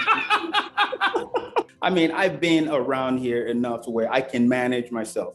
But if 2 kids are screaming, I'm confused oftentimes. I'm trying to figure out food, diaper, what is going on? Do you have a stomach ache? You're not talking, you're just screaming. Help me out, child. The fact that all of this was going on as a pandemic raged, did that make it maybe even sweeter? For me, yes. Having people not being able to come see their family members in their absolute most critical moments was pretty challenging, and watching people die with no one here for them. So finding out, there's some exciting thing going on, it puts a smile on my face after every shift. Once I leave here, let me go find out about what's going on this end of the spectrum where everything looks, a little challenging, but great. This is another rainbow situation for me. So this shows if they have stuff back yet. So when the pandemic hit last spring, Dr. Michael Torre was just 6 months into his career in emergency medicine, working alongside his father, Dr. Paul Torre, at Houston's Memorial Hermann Hospital. He always kind of seemed interested in, pursuing a career in medicine. I never pushed him. I never pushed any of my kids. So growing up, he would talk medicine here or there, just high school, college, he would say things, how he did this, did that, and we always thought it was cool. When I started doing emergency medicine, then we could really talk very specific about what's going on, what we're doing, and really, connect about it. But the sweetness of reaching that career goal turned sour as the pandemic surged in the Houston area last summer, filling emergency rooms. Pandemic came 6 months into his career. There was a lot of fear. Am I going to get this stuff and then wind up in a box, or is it going to happen to my family? Pretty much almost after every shift, we'll call each other and be like, I did this today. Oh, yeah. Just like, I saw this today. What about you? And I think that helps without really explicitly saying, I need help. The father-son team was put to the test on one of their first shifts working together. There's certain things we do to resuscitate critical people. And we got to work on someone and help them out and, do the critical care procedures that we've been trained to do together at the same time. He needed something, I just was handing it to him before he asked for it, and vice versa. I needed help doing something, and he was just ready right there. Medicine in general is teamwork, and when you're in one place for a while, you know how your team works, and this is our first time working together. And it was teamwork, like we've been doing it for years. But we have. Dr. Justin Reed, a resident physician at St. Joseph's Medical Center in Mishawaka, Indiana, and a father of 5, had a busy life before the pandemic hit, but it was nothing compared to what his family has endured this past year. I get home, everything was going directly into the washing machine, and then I was going to shower. My kids are waiting for me when I come home, excited to see me, want to jump on me, tell me about their day, but we weren't allowing it. Acknowledging the psychological strain of the pandemic on his team, Justin's supervisor asked him to write a short essay about how he was coping. At a loss for words, Justin decided to make a drawing instead. It's me outside of a glass window, kneeling down, reaching out my hand to my son. And then in the background, I've got flaming arrows sticking out of me. It just kind of captured the way I was feeling at the time. And And I think the way a lot of us were feeling. Tragedy struck the family in December when Justin's father-in-law and grandfather both contracted COVID-19. His father-in-law suffered a COVID-induced stroke from which he is still recovering, and his grandfather fell victim to the disease. The pair said goodbye to each other via iPads from separate hospital beds. Grandpa couldn't speak because he was on oxygen mask, and father-in-law couldn't speak because of the stroke, and so they just cried. And it was a pretty harrowing, touching experience. Explaining it all to his 5 kids has been the hardest part of it all. There's been hard moments, but overall they just were willing to go with it, and they wore their masks. And even my 5-year-old, when we go out and see somebody not wearing a mask or not wearing it properly, we'll point it out and say, doesn't that guy know he could catch COVID? With vaccines rolling out across the country and hospitalization rates declining, Justin is planning on making a new drawing to express the hope he's feeling now. But this time, walking through that door and picking up and holding my son with my mask in my hand instead of on my face, and with a sticker that says I got vaccinated. That's the feeling that I have now, and grateful to be on this side of it.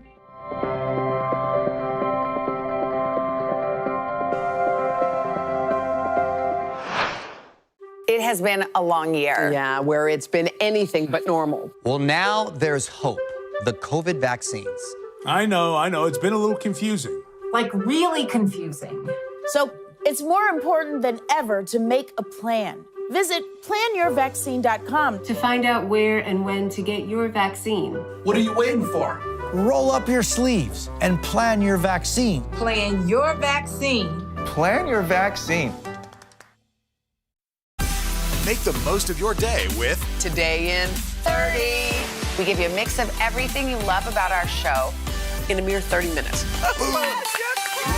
Watch Today in 30 on your schedule, streaming every day on Today All Day. Sometimes the news can be difficult and overwhelming for kids to understand. Will coronavirus come back next year? So to help make sense of it all, we've created a newscast just for them. Man, you know a lot. We hope your family will watch Nightly News Kids Edition. It has been a long year. Yeah, where it's been anything but normal. Well, now there's hope. The COVID vaccines. I know. It's been a little confusing. Like really confusing. So it's more important than ever to make a plan. Visit planyourvaccine.com to find out where and when to get your vaccine. What are you waiting for? Roll up your sleeves and plan your vaccine. Plan your vaccine. Plan your vaccine. 17 years now, I've been putting this suit on this time of year, and it always reminds me of the first time I saw Kyle as a 2.5-pound baby in the NICU. So it's always a positive reminder of how the outcome was a great accomplishment, and it happened to be around Christmas.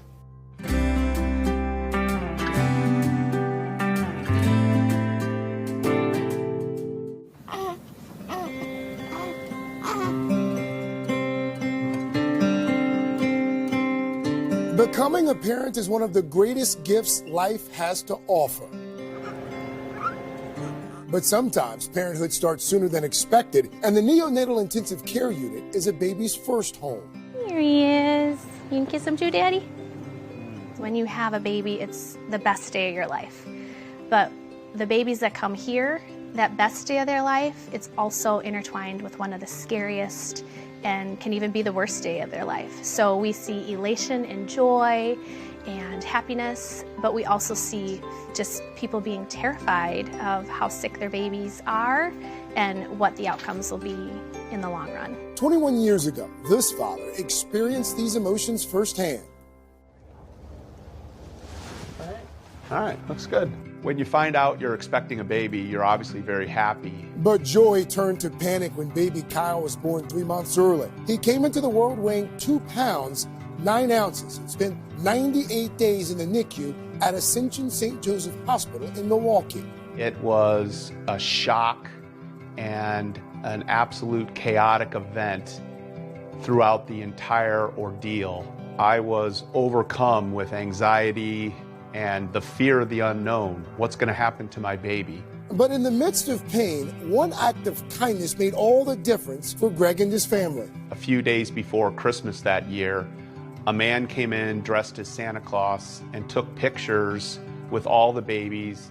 So for a few minutes, it helped to bring some hope and some joy and brought a smile to our face that we have a picture of Kyle with Santa Claus on his first Christmas. Kyle graduated from the NICU, but that moment was never forgotten. When that Santa retired, Greg took over and has been bringing joy to the same NICU for 17 years. So what's the little one's name? William. William. Merry Christmas, William. So even though I'm dressed as Santa Claus and I'm there to spread holiday cheer, I can legitimately tell parents that I was right where they were on or about this day. But Greg doesn't spread joy alone. Kyle joins his dad every year for the family tradition. We'll pack around 20 to 30 stuffed animals. All of them have my story attached to them from when I was in the NICU. For the parents, I like to think that I am an example of health and hope that they can see their child who's in the NICU grow up to be. The two have never missed a year, even when the family moved from Wisconsin to Oregon. We lived 2,000 miles away and 2 time zones away. We never forgot the importance of the Santa Claus visit to the NICU. We don't know these parents, but we've walked in their shoes and we know exactly what they're experiencing. And despite the volatility of that environment, we hope they have a Merry Christmas. Merry Christmas. Merry Christmas. Who I found in the hallway. Things like today are awesome because it just makes you kind of feel more at home. And that is, I think, the hardest part of being in the NICU is that you're not at home. And have him meet Santa for the first time really kind of just normalizes the experience for us and makes us feel more connected as parents instead of just we had a baby and now he's in the hospital for a long period of time. Look at your keys. You love your keys, baby. Last Christmas, Ron and Amanda Seri were in the NICU for 119 days with their daughter, Lillian. I think the biggest part was just fear of the unknown. You want to make everything right and make her feel comfortable and know that everything's going to be okay, but nothing's guaranteed. Santa and Kyle brought them some much needed joy.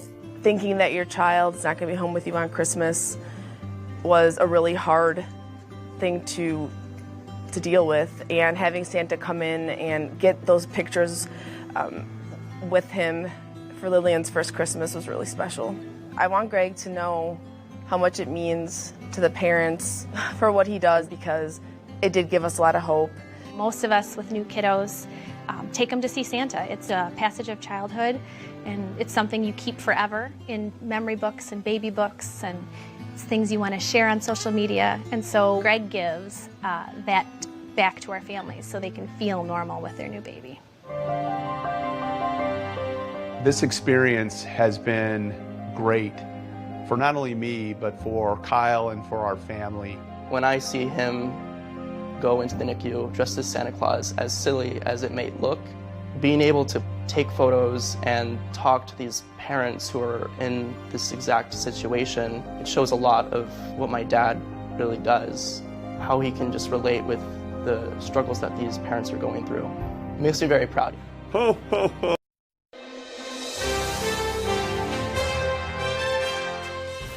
And we're back with a powerful story on a really remarkable man, a high school coach using his skills in football and in life to change the lives of his players. Yeah, that's right, Savannah. And it's all happening in a community just devastated by gun violence and racial inequality. In Algiers, it's down in New Orleans, the life expectancy there 10 years lower than the national average, due in large part to its murder rate. The new book, Across the River, puts a spotlight on a coach named Bryce Brown and his inspiring approach with the teenage players who grew into men while sporting his purple and gold jerseys. Delivers a deep ball, touchdown Carr. On the field, Bryce Brown is coaching Edna Carr High to multiple state championships. First down, good. Off it, He's saving the lives of the young men proudly wearing the Cougars' purple and gold. He way more than a coach, you know. Half our conversations never be about football. It'd be about life and what we're gonna do after high school. Quarterback, speed object. Off the field, he tell you, like, you need me, anything you need, I'm here for you. You could call me anytime, come through. I'm gonna be there for you no matter what. And it's not just to me, it's to everybody on the team. We're not just about ball. We're about saving lives.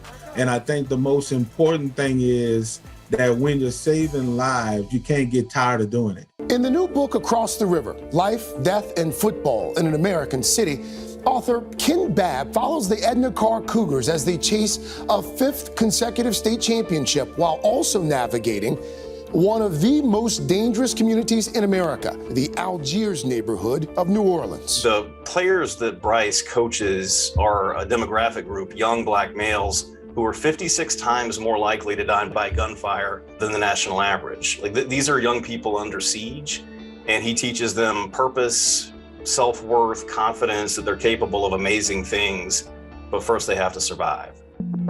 Life expectancy here is 10 years lower than the national average. In a city where violence is a reality, Brown says vigilance is a responsibility. What are some of the dangers that these young men are up against? I have kids who've been shot. I have kids who've attempted to sell drugs before and need to be talked out of it. We have kids who are living below the poverty line. We have kids who live in homeless situations. How have you managed to reach these young black men when so many others have not been able to? I think the first key is honesty. You have to have honest, tough conversations. You have to reach those kids first in order to teach them. When you're a teenager, a high school student, especially on this side of the river, you don't necessarily think you've got that many options. Bryce and his staff and the Karr program teach you that you have tons of options. You have all of the options, and that you're worthy of those options. And then they teach them how to go get them. One of those players Brown coached is Ronnie Jackson. And it's bigger than football with him. It's more about life. A standout running back, he's escaped shootings and has lost family to homicides. Coach Brown mentored him, even provided meals as he worked his way toward a scholarship and a life beyond Algiers. Most players, like myself, it was hard to get a meal.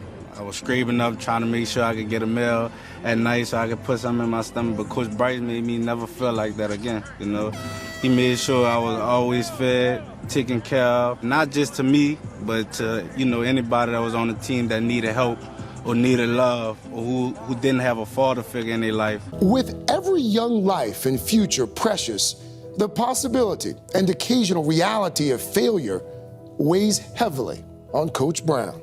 By no means will I sit here and tell you that we've been 100%. We've made mistakes and we've lost some and we weren't able to reach. But that doesn't stop our drive. That doesn't stop our purpose. And while trophies are a tangible measure of success, the tenacity of Coach Brown and his players is the ultimate victory. We still putting kids in college. We still saving kids' lives. We still doing our mission and we're doing a good job at it. I think that's the reward in all of this. And it keeps that fire burning in you. A lot of students, actually look up to Coach Bryce. Even ones who don't play football, they look at him as a real leader because his attentions and his attitude when he come at you, you can feel the love and you can feel the care.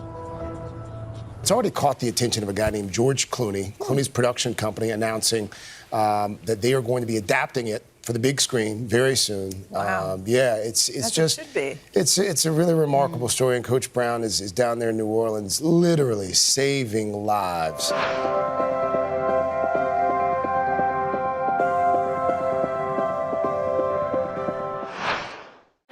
Some experts say that this bill still isn't enough. Do you accept that criticism? There's been a ton of confusion from the CDC. Can we try to clear some of this up? Is America safer today with the Taliban in charge of Afghanistan? If it's Sunday, it's Meet the Press.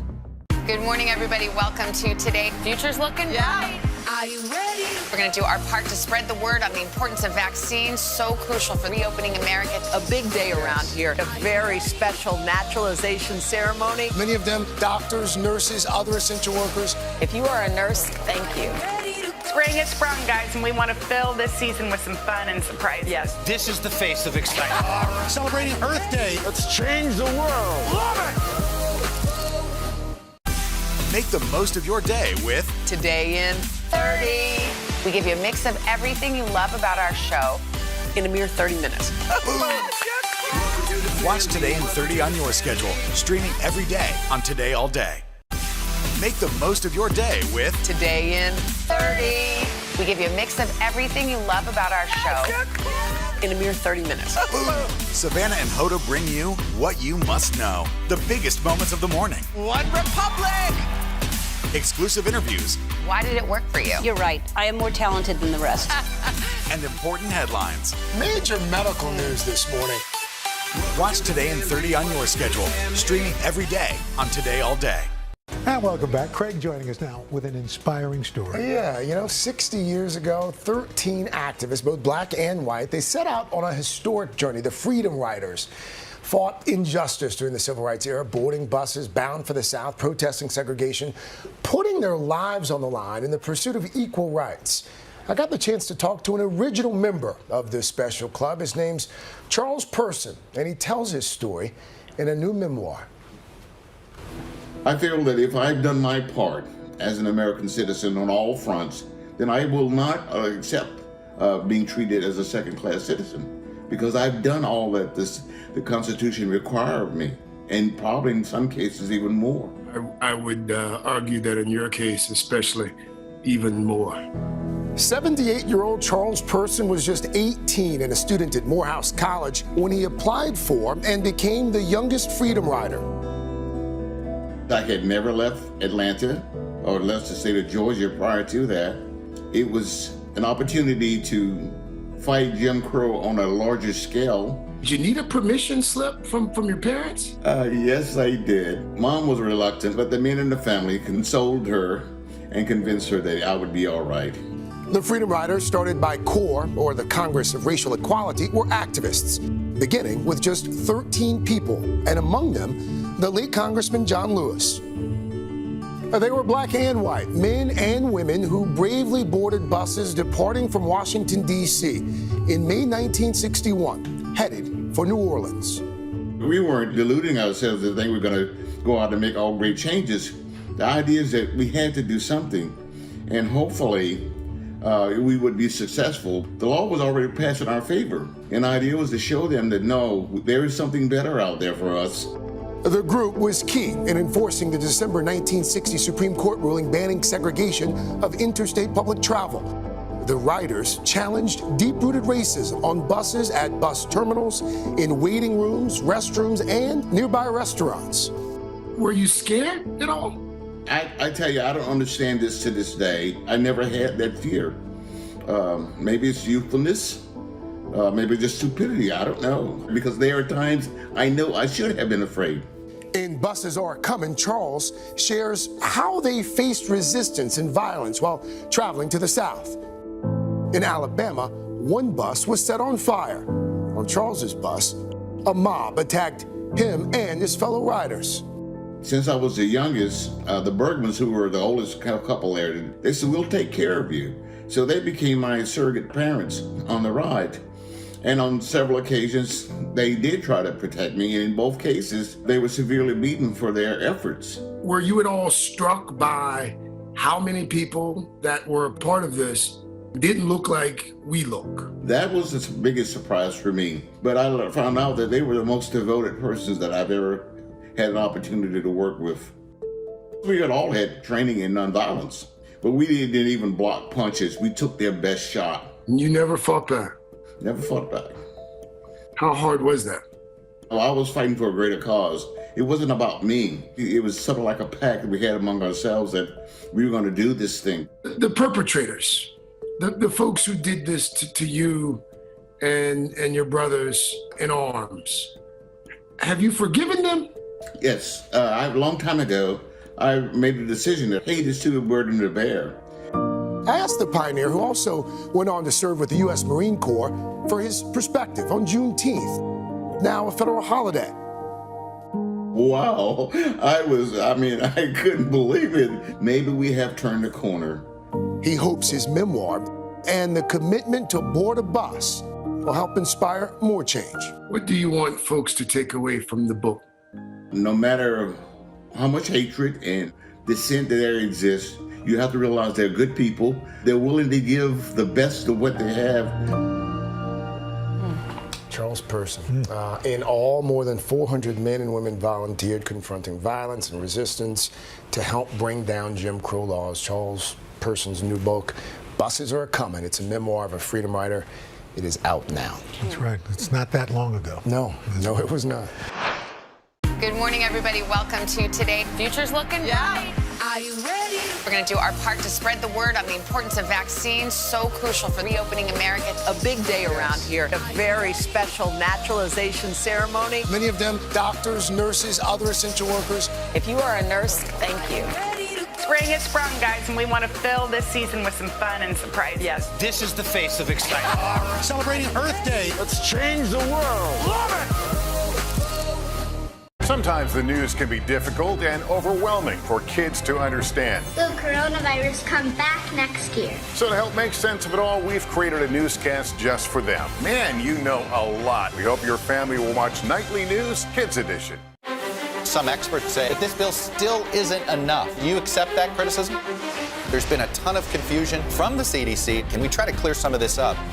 Is America safer today with the Taliban in charge of Afghanistan? If it's Sunday, it's Meet the Press. For breaking news in our changing world, download the NBC News app. Some experts say that this bill still isn't enough. You accept that criticism? There's been a ton of confusion from the CDC. Can we try to clear some of this up? Is America safer today with the Taliban in charge of Afghanistan? If it's Sunday, it's Meet the Press. Make the most of your day with Today in 30. We give you a mix of everything you love about our show in a mere 30 minutes. Watch Today in 30 on your schedule, streaming every day on Today All Day. For breaking news in our changing world, download the NBC News app. Sometimes the news can be difficult and overwhelming for kids to understand. Will coronavirus come back next year? So to help make sense of it all, we've created a newscast just for them. Man, you know a lot. We hope your family will watch Nightly News Kids Edition. Today is now a podcast, available every morning. Listen wherever you get your podcasts. Our next guest, a friend of our program, has an impressive ego, but no, not that type of ego. We're talking about an Emmy, a Grammy, and an Oscar. Nice, look at that right. picture. We'll frame that for you. That's right, and we're already working on the Tony. But another thing Common has he's got a new album on the way, and today he's here with an exclusive announcement about his upcoming project. Common, good morning. Great morning. It is so great seeing you in the studio. I'm so grateful to be here with you all. This is a blessing to be in studio, just connecting. We're getting there. Yeah, we've been talking all break. So we've been talking about it. What's the new project? Well, the new project is a new album. It's called A Beautiful Revolution Part 2. And it's an album that I'm extremely excited about because it's music that is hopeful. It's music that's like rejoicing music. It's like music that has hope in humanity. To me, it's one of the freshest pieces of art I've been a part of. And it came from a very inspired place because being still, I was able to really just return to the love of music. You know, I do a lot of different things. Yeah, That's what I wondered. Is that when you created or when did you find time to do this? Yeah, I mean, I was really at home a lot and being still and like really getting clear with things that I love and like just communicating with God and my loved ones. And I was listening to a lot of music. And all that, it was something about some of the 90s hip hop and R&B that just always sat so great with me. And that inspired me to create music that had that energy and spirit. So, and I also felt like, you know, I listened to a lot of the conversations we were having. I was like, man, I want optimism in our hearts. We need hope. And music has been able to do that in my life and in so many of our lives, and I wanted to bring that to people. So this album, you know, I know you're used to me rapping about conscious things. The consciousness is there, but it's more joyful and it's, you know. Yeah. We'll take it. You've actually everyone knows, produced a couple albums with Kanye West. You said you'd be interested to do that again. Is there any new Kanye Common music coming up anytime soon? Well, listen, Kanye is my brother. I love him, and I would love to create with him. We created some of the best music that I've ever been a part of, and he continues to grow and be talented. He actually is putting out some new music himself, but when the time is right, we Chicagoans, we're connected. Absolutely. We'll cook up something great. Well, speaking of Chicagoans, you got to perform at President Obama's 60th birthday bash. That's a bit of an honor. Let me tell you, that was a wonderful time. It was an incredible honor. It just, you know, when you see President Obama and First Lady Michelle Obama, it reminds you of how much you love them and how great they were for our country. And when we talk about hope, it's just like, President Obama's energy is just about hope. It's just about inspiration and seeing people celebrate him, his loved ones, people he grew up with, his daughters. And we got to perform, like me, The Roots, Erykah Badu, and her. And it was like fun. We were jamming, like people were having a good time. I mean, and we needed that. And it was great to celebrate, you know, to me, one of my greatest inspirations and heroes in President Obama. We were talking about, I had some friends over this weekend, and we were like, can you imagine, you know, getting an invite, like, you know, from the president, like, hey, I'd like you to, you know, come perform at my birthday party. Like, that's not, I'm sure it's not lost on you, right? Let me you know tell what I mean? you, it was not lost. I mean, as soon as I got that call, I was like, I don't care what else is going on. Like, I'm going to this event. Yeah. I mean, you know. I love it. And, you know, I'm from Chicago. President Obama really started his political career in Chicago. So I felt like, you know, we kind of had a not similar journey, but I was there watching them and like, and to be able to get that call and say, hey, we want you here for his 60th is an incredible honor. It's something that I know I'll look back and be like, man, I was at his 60th party. What'd you perform? I performed the song The Light. I performed this song called The Food. You know, one of his team, Ashley, who I want to give love to, she's always so super cool. She's like, make sure you do some Chicago stuff. They love Chicago. So I freestyled. Eric and I freestyled a little bit too. Yeah. It's fun. And, you know, real quick, just... I just want, you know, we're all a part of a thing. When we have a relationship, it makes us different. It hopefully makes us better. Yeah. And you said your relationship with Tiffany Haddish has made you look at life differently. Oh yeah, well, I mean, she's just a wonderful human being and like has so much heart. I'm learning to be in relationship even more, like what that entails, like growing within myself. And you know, I just respect a queen, and that's what she is. And also she's able to enjoy life. The joy like that she brings as a comedian and as a person is like inspiring me to bring more joy to people. Make the most of your day with Today in 30. We give you a mix of everything you love about our show in a mere 30 minutes. Savannah and Hoda bring you what you must know. The biggest moments of the morning. One Republic! Exclusive interviews. Why did it work for you? You're right. I am more talented than the rest. And important headlines. Major medical news this morning. Watch Today in 30 on your schedule. Streaming every day on Today All Day. Good morning. Welcome to Today. Nice to have you with us. We wanted to surprise Ellie and make her wish come true. What do you think about coming to visit us? Yes. There's only one thing that people are saying. You are Make the most of your day with Today in 30. We give you a mix of everything you love about our show in a mere 30 minutes. Watch Today in 30 on your schedule. Streaming every day on Today All Day. Today is now a podcast available every morning. Listen wherever you get your podcasts. For breaking news in our changing world, download the NBC News app. Sometimes the news can be difficult and overwhelming for kids to understand. Will coronavirus come back next year? So to help make sense of it all, we've created a newscast just for them. Man, you know a lot. We hope your family will watch Nightly News Kids Edition. For breaking news in our changing world, download the NBC News app.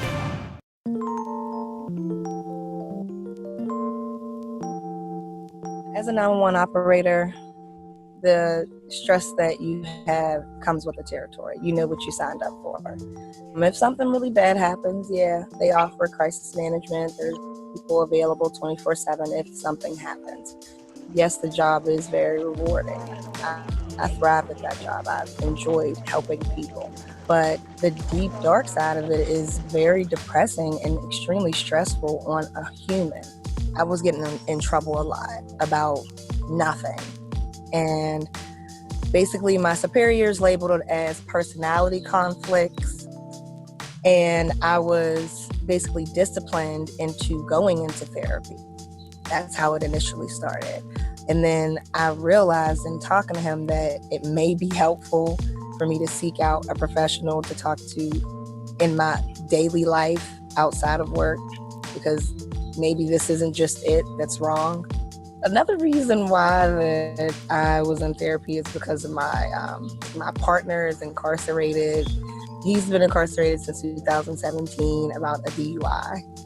So yeah, that's a big stressor on me because I have never been a single parent, and this is very difficult. Their dad is not here, and it's like a reminder every day that I have to talk to my kids about.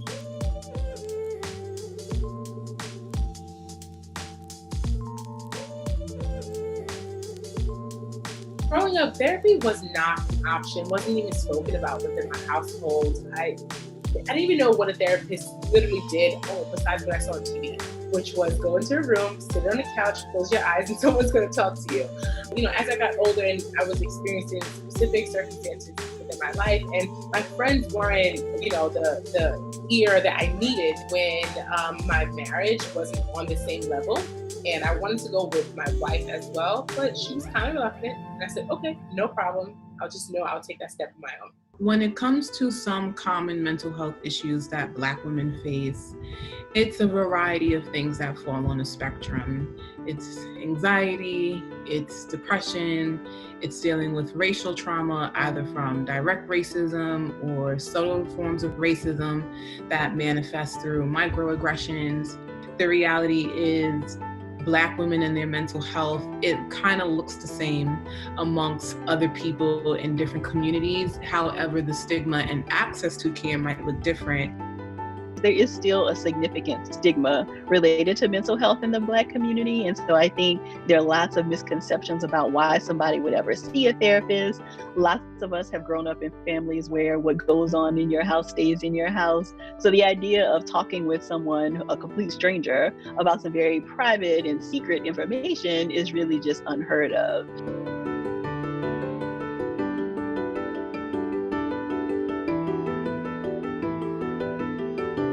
Therapy wasn't something that was discussed at all until I was an adult.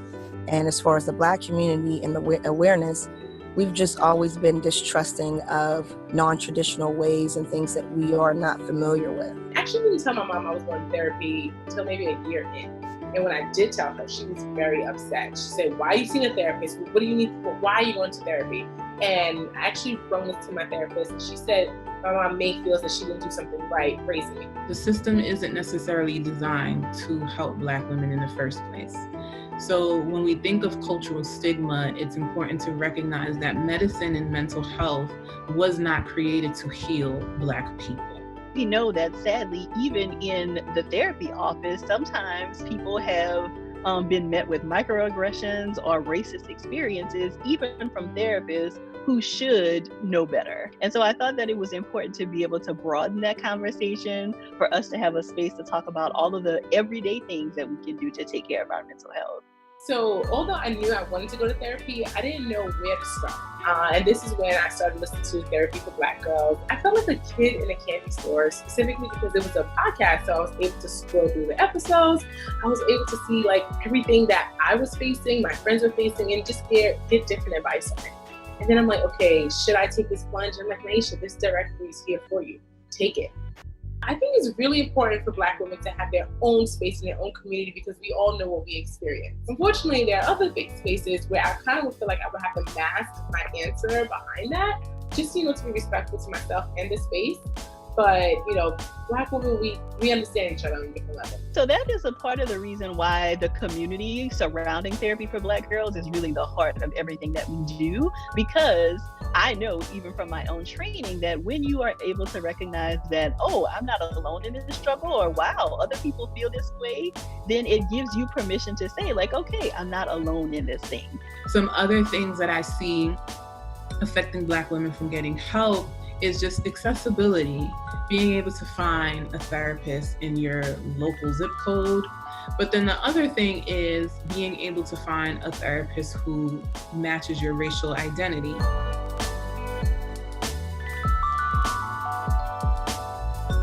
Studies show that when you work with someone who's culturally competent and you work with someone who matches your racial identity, clients tend to report feeling like they received higher levels of care, they received quality care, and nobody wants to go to therapy to have their feelings dismissed or to be gaslighted into believing that racism isn't an issue and that that's not an impact in their lives. And on top of that, no client wants to have to go to therapy to educate their white therapist on racism, on how to be anti-racist, or on what systemic oppression is. There are also different stereotypes, like the strong Black woman stereotype that exists in our community that makes some people feel like it's not okay to be vulnerable. It's not okay to say that you're struggling because we are expected to kind of be everything for everybody. And so having to admit to someone that I'm not okay or that I'm really struggling here can be really difficult for lots of Black women. That was one of the first things that my therapist, she like threw out the window for me, strong Black woman. And she's like, you know, it sounds like you have this control thing about having to, you know, be the strong Black woman. And she was like, you don't have to. She said, that is unrealistic. You have feelings. You are normal. You are okay. It's okay to not be able to handle everything. And it is unfair that a lot of Black women are raised and a lot of Black girls are raised that you have to be able to handle everything with a straight face. This is how we end up with burnout. This is how we overextend ourselves, and then we're seeking support and we don't have no one available because we've set ourselves up to, again, be the strong person that carries everyone, and then we're like, well, who's carrying me? And so it's really important to just shift that perspective and that narrative as asking for help doesn't make me weak. Asking for help actually makes me wise. You pay attention to your intuition. And so if something is telling you that it feels a little off or you feel not quite right, then that is something and a message that you need to pay attention to. I think that's really key. Oftentimes when we're seeking change, we seek it externally without reflecting and looking inwardly. And I think there's a lot of power in taking inventory. There's nothing wrong with being strong. There's nothing wrong with you being who you are. It's about recognizing what are some things that I need in order to feel supported. What does it look like to sit in solitude and just be with yourself? I think what I've gained from therapy and what I've learned has been reassurance. You know, you don't have to always get closure on things. Sometimes you don't always get an apology. So I think what I've gained mostly is that reassurance in who I am and being okay with my choices that I've made. I know I want to be happier. I'm thankful that it's over 1.5 years and I'm still going. So for me, I feel like with my grandparents and my mother, their anger is going to skip my generation. I'm going to therapy. I'm being vulnerable with myself and asking, okay, how can I improve? I do self-development exercises because I need to grow. And that's what I'm putting on to my daughter as well. When we do the work of healing ourselves, it kind of goes back to this idea of self-care, how self-care is community care. When we heal ourselves, we also heal our communities. And so it's the same thing with intergenerational trauma on an individual level. When we're able to recognize the unhealthy patterns that we've developed, when we're able to treat those addictions that we have, what we're also doing is creating safety for other people that we're engaging with.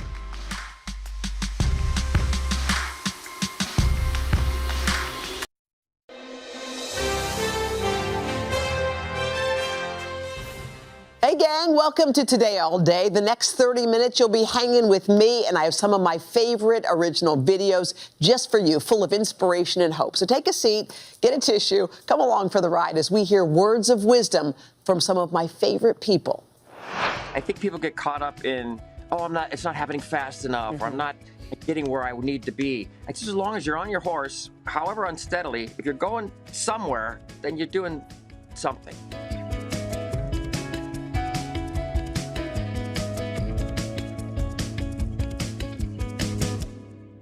This is one of my favorite things to do, to find out what my favorite people, what their favorite quote is. John Stamos is with us on Quoted By. And John, do you have a quote that's kind of your North Star? Well, I love this Thomas Wolfe quote. Do you have it on there? I have it. What was important, perhaps, was not that the beggar was drunk and reeling, but that he was mounted on his horse and, however unsteadily, was going somewhere. Why does that speak to you? Well, I mean, I think, look, just the idea of going forward is so important, and growing and moving forward. I think people get caught up in, it's not happening fast enough, or I'm not getting where I need to be. It's just as long as you're on your horse, however unsteadily, if you're going somewhere, then you're doing something, right? Yes, and how long did it take you to come to that realization? Because, I mean, I bet you when you were younger, you were always, like, wondering what's taking so long. I still do it at times, and you just gotta go, look, it's about the journey, but at least I'm moving forward. If it's an inch today, that's great. If it's a mile today, that's also great. But it's sort of, I just have this image of this beggar who's like just, drunk and reeling, but he's on his horse and he's mounted and he's going somewhere, versus just sitting around and not doing anything because of fear. A lot of people are so afraid to move forward because, the reasons we just said, like they can't get there fast enough, or it's not working, or it's not moving. Get on your horse, people. All right, that's a beautiful Thomas Wolfe quote. All right, John, thank you so much. People want to be where you are in their careers, and they wonder, like, is this Charmed? Yeah. Do things just work for her, or has it been a series of bumps? Oh, it's been a series of bumps, as you know, in this industry, and an industry that we both love, but it's not rainbows and unicorns all the time.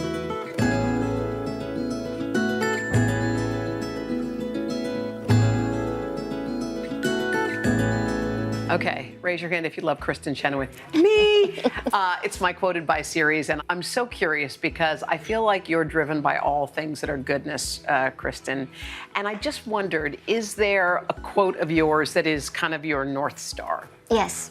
It's changed over the years, but I've stared at it for a year and a half as I have it in a little frame. And it's by Elizabeth Edwards, the former wife of John Edwards, the senator, oddly enough. But this is what she says. She stood in the storm, and when the wind did not blow her way, she adjusted her sails. And I thought, that's what we have to do in life. And of all women to say that, of course, she went through a lot of stuff, I think. But even in the good times, you still got to adjust your sails. Because sometimes you feel like it may end up hitting a dead end for you if you don't do that. Yeah. So has that been how you feel like, because people want to be where you are in their careers, and they wonder, like, is this Charmed? Yeah. Do things just work for her, or has it been a series of bumps? Oh, it's been a series of bumps, as you know, in this industry, and an industry that we both love, but it's not rainbows and unicorns all the time. I have had to sing during funerals, births, deaths. Dolly Parton talks a lot about in her music about, she has a song called Sacrifice, about the sacrifices we make. Usually people say, what are you doing for the holidays? I'm like, well, that's the main time I work. Now, this is a chosen thing. I love it. But the audience doesn't need to know that my uncle just died, or so-and-so is sick, or whatever. They want to see a show. And you adjust your sails. I don't know why that, I do know why. It just stuck with me every day for a year and a half. That has been staring at me in the face, that quote. By the way, brilliant. I think that'll turn out to be a lot of people's North Star. Thank you, Kristen. Thank you.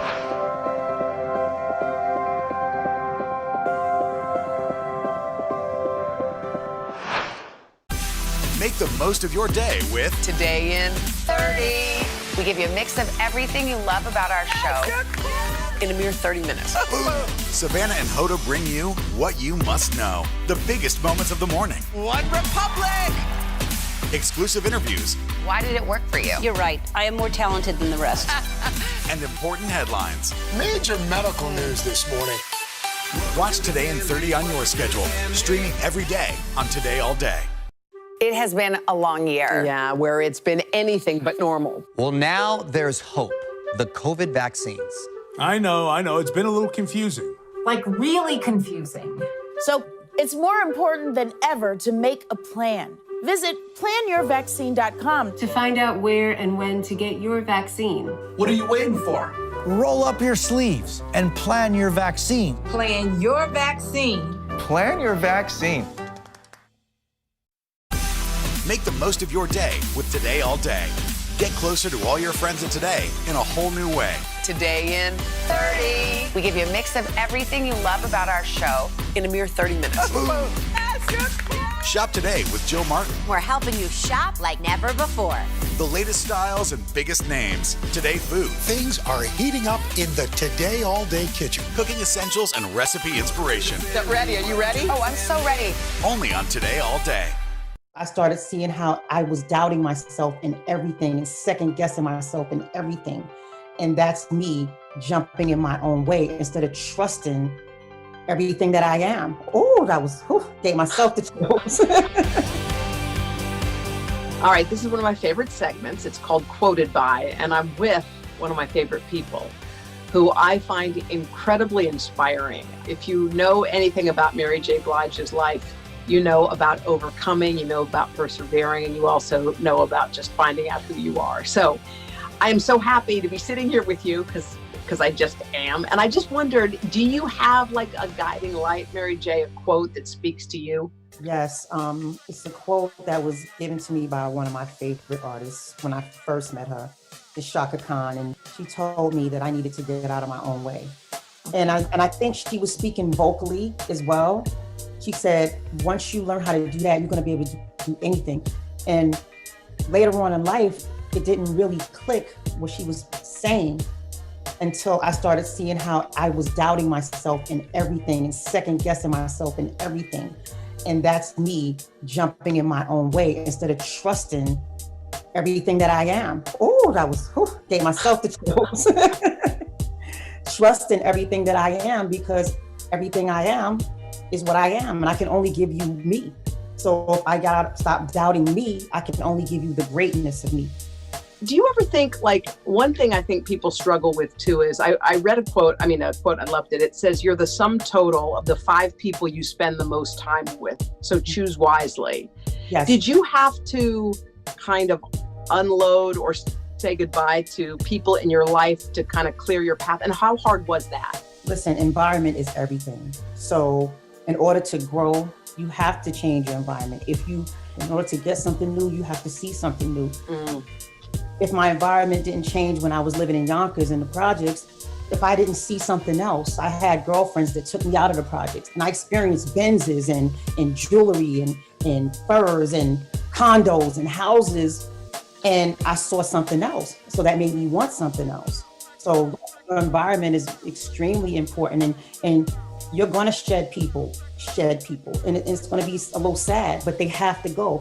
When things start to stall, someone has to get off the boat or get off the bus. Everyone's not going. It's too heavy.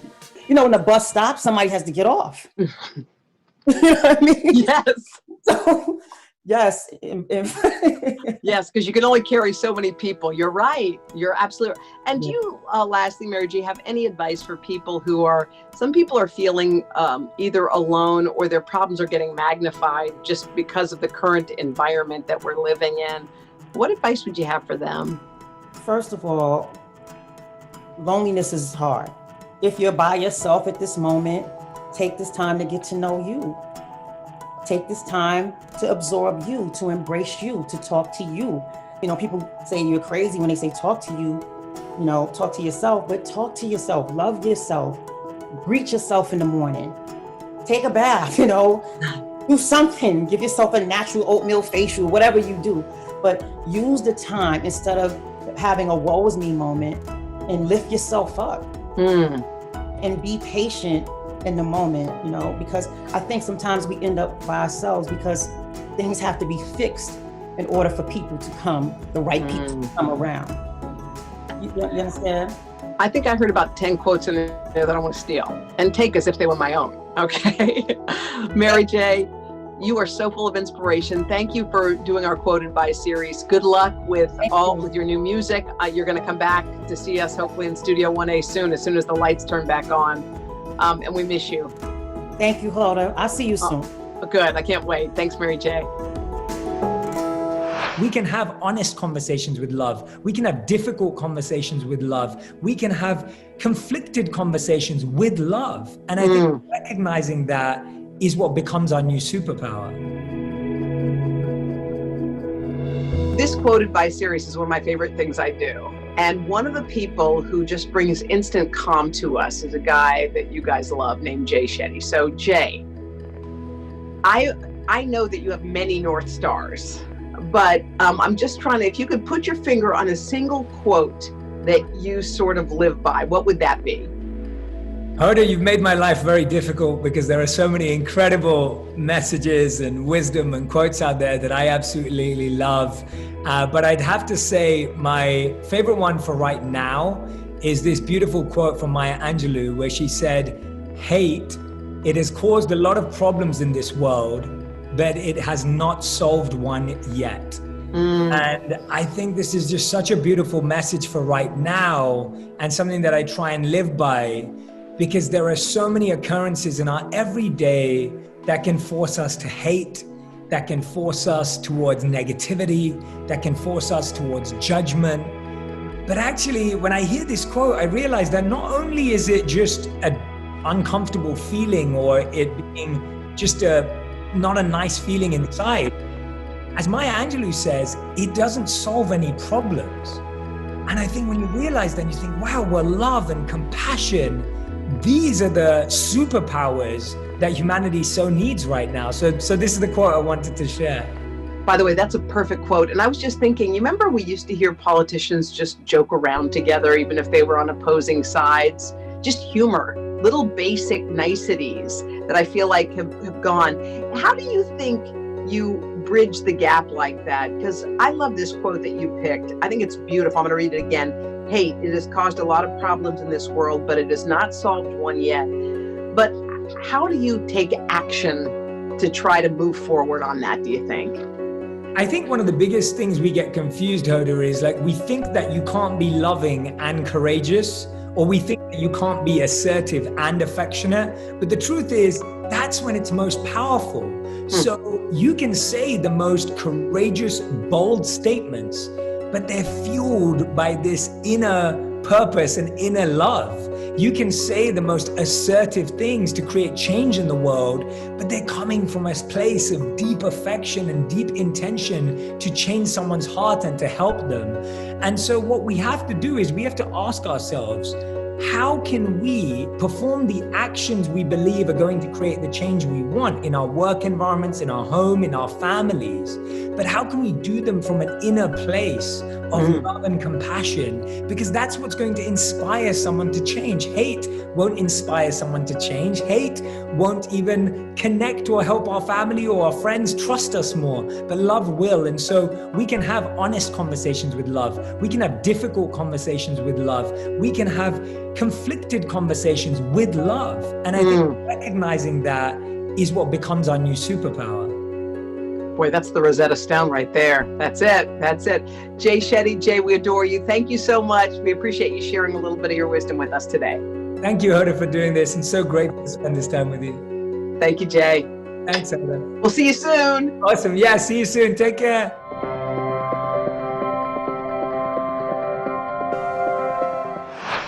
Sometimes the news can be difficult and overwhelming for kids to understand. Will coronavirus come back next year? So to help make sense of it all, we've created a newscast just for them. Man, you know a lot. We hope your family will watch Nightly News Kids Edition. For breaking news in our changing world, download the NBC News app. Make the most of your day with Today in 30. We give you a mix of everything you love about our show in a mere 30 minutes. Watch Today in 30 on your schedule, streaming every day on Today All Day. Make the most of your day with Today in 30. We give you a mix of everything you love about our show in a mere 30 minutes. Savannah and Hoda bring you what you must know, the biggest moments of the morning. One Republic! Exclusive interviews. Why did it work for you? You're right. I am more talented than the rest. And important headlines. Major medical news this morning. Watch Today in 30 on your schedule, streaming every day on Today All Day. Today is now a podcast, available every morning. Listen wherever you get your podcasts. It has been a long year. Yeah, where it's been anything but normal. Well, now there's hope. The COVID vaccines. I know. It's been a little confusing. Like really confusing. So it's more important than ever to make a plan. Visit planyourvaccine.com to find out where and when to get your vaccine. What are you waiting for? Roll up your sleeves and plan your vaccine. Plan your vaccine. Plan your vaccine. Make the most of your day with Today in 30. We give you a mix of everything you love about our show in a mere 30 minutes. Watch Today in 30 on your schedule, streaming every day on Today All Day. The Meet the Press Chuck Toddcast, free wherever you get your podcasts. I went inside myself and I decided to choose myself. And it's all turned around. Okay, I love a couple of things. I love my Quoted by series, and I love our guest, Billy Porter. He's won it all, Grammys, Tonys, Emmys, I don't know, awards that have not yet been invented yet. Billy, it's so great to see you. I'm always struck by your positivity and your light. I feel like some people lead with their light. And so when I see you, I always think, like, I wonder what his quote would be. What's his guiding light when it comes to quotes? So what's yours? My favorite quote comes from Marianne Williamson. And it says, our deepest fear is not that we are inadequate. Our deepest fear is that we are powerful beyond measure. It is our light, not our darkness, that most frightens us. We ask ourselves, who am I to be brilliant, gorgeous, talented, fabulous? Actually, who are you not to be? You are a child of God, and your playing small does not serve the world. There is nothing enlightening about shrinking so that other people won't feel insecure around you. We were all meant to shine, as children do. We were born to make manifest the glory of God that is within us, and it's not just in some of us, it's in everyone. And as we let our own light shine, we unconsciously give others permission to do the same. As we are liberated from our own fear, our presence automatically liberates others. That is my favorite. I love that. I love that for so many ways. Did you ever find yourself, Billy, at some point, like just trying to make yourself smaller so someone near you felt bigger? Yeah? Always. For the first half of my life, that's all I did. Was try to mute myself, mute my truth, mute my personality, be everything that everybody wanted me to be or thought I should be, and, trying to be masculine enough to, be accepted in society, just all of those things. And this quote came around, it's often been attributed to Nelson Mandela. Mm-hmm. And so I had initially heard it through readings about him, and it actually came from Marianne Williamson. So I wanted to make sure I gave the right credit for that. Was there a moment or a light switch or something that made you said, no more, I'm not gonna live like this anymore? Yeah, I mean, I just, probably when I was in my mid-30s, everything fell apart. All the things happened to me that I was running away from. I became the statistic in every way that everybody cursed me to be. And I just sat quietly. I went inside myself and I decided to choose myself. And it's all turned around.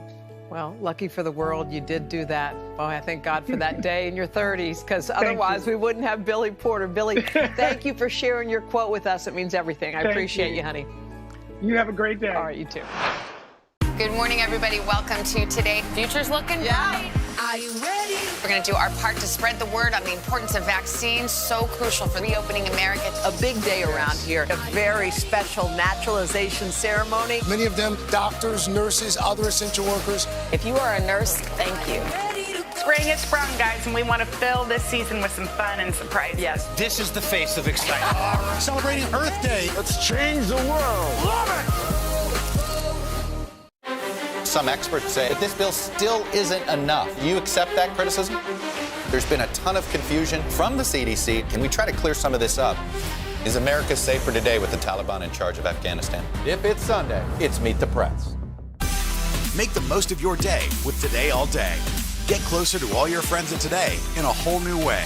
Today in 30. We give you a mix of everything you love about our show in a mere 30 minutes. Shop today with Jill Martin. We're helping you shop like never before. The latest styles and biggest names. Today food. Things are heating up in the Today All Day kitchen. Cooking essentials and recipe inspiration. Get ready. Are you ready? Oh, I'm so ready. Only on Today All Day. Make the most of your day with Today in 30. We give you a mix of everything you love about our show in a mere 30 minutes. Watch Today in 30 on your schedule, streaming every day on Today All Day. Jenna's off, and all this week we've been doing this thing where they bring a surprise guest into the studio, and again, it can't be anybody in person because of COVID stuff, so I'm about to find out who our surprise guest is. So here are the clues. Bring them on. Hoda, here are your 3 clues for today's mystery guest. Okay, I thought it was Andy 1, Cohen's voice. This person was born in the state where you spent much of your youth. 2, West Virginia? This person is a coach, but not in sports. Blake? And 3, there's no doubt he's engaged to the coolest girl around. Y'all booked Blake. Guess the mystery guest. Y'all did not book Blake Shelton. Oh, yes. I'm booked. Yes, yes. Blake, how are you? Well, it's really early here in Los Angeles, so I'm not sure yet how I am. Okay. Wait a minute. I have a question for you, Hoda. Okay. What was one of the clues that did you live in Oklahoma? Well, I was born in Norman, Oklahoma. Yeah. I grew up in Morgantown, West Virginia, and went to college at Virginia Tech in Virginia. But Oklahoma, I mean, my parents went to OU, man. My mom and dad went there. I don't know how, maybe I knew, I don't remember ever knowing that before. I don't think I ever knew that. Are you in a playroom? No wonder we have this connection. No wonder. Wait, are you in a playroom? What are you doing in there? Where are you? I mean, look at this. No, this is actually, believe it or not, Gwen's office. That's the difference in Gwen's house in Los Angeles and my house in Oklahoma. There's deer everywhere at my house in Oklahoma, and there's whatever this is behind me at Gwen's house. You know what I thought it was going to be? You know what I thought you were going to tell me? You know what I thought it was? What? I thought it was the baby's room. Oh. I was like, is that what's happening back there? So wait, so tell me, first of all, it was so funny because just this morning we did a story on the Voice situation, and they said that Ariana Grande is going to be joining you guys. Yeah, she is, and I'm excited about that. You know, there's one chair on The Voice. It seems like lately it's kind of turned into like this revolving door of different coaches that we're able to bring in. And they never let us know who it's going to be, by the way. I'm excited about it. I'm a fan of hers. I'm not going to lie. We're still going to beat the crap out of her, on the show. That's our job. They pay us to win, Hoda. They don't pay me to lose. Well, you know what? I saw them harassing you the other day. They were calling you Pops. They were calling you Grandpa. Like, what is going on here? What is that? Well, look at me. I mean, my gosh. I've been doing this show. This is the 20th season, so I guess I have it coming. I used to look like Ariana when I started this show.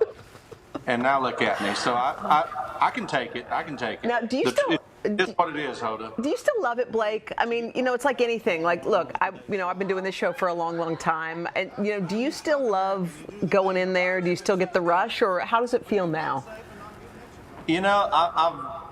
I have my favorite moments, and then I have my least favorite moments. Mm-hmm. My least favorites are the battle rounds and the knockouts when it comes to my team, because You just, you have these people, you beg them to be on your team, and then the very next thing you do is kick half of them off.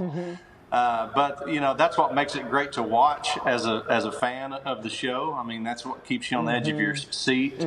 But as a coach, I hate that part. Do you picture yourself like in 10 years, you and Gwen, just out in Oklahoma, like not jetting all over the place, not doing a bunch of do you just picture yourself kind of living a simpler life when you look way, way down the road? Well, I hope that's not too far down the road. 10 years sounds like way too long to me. Yeah.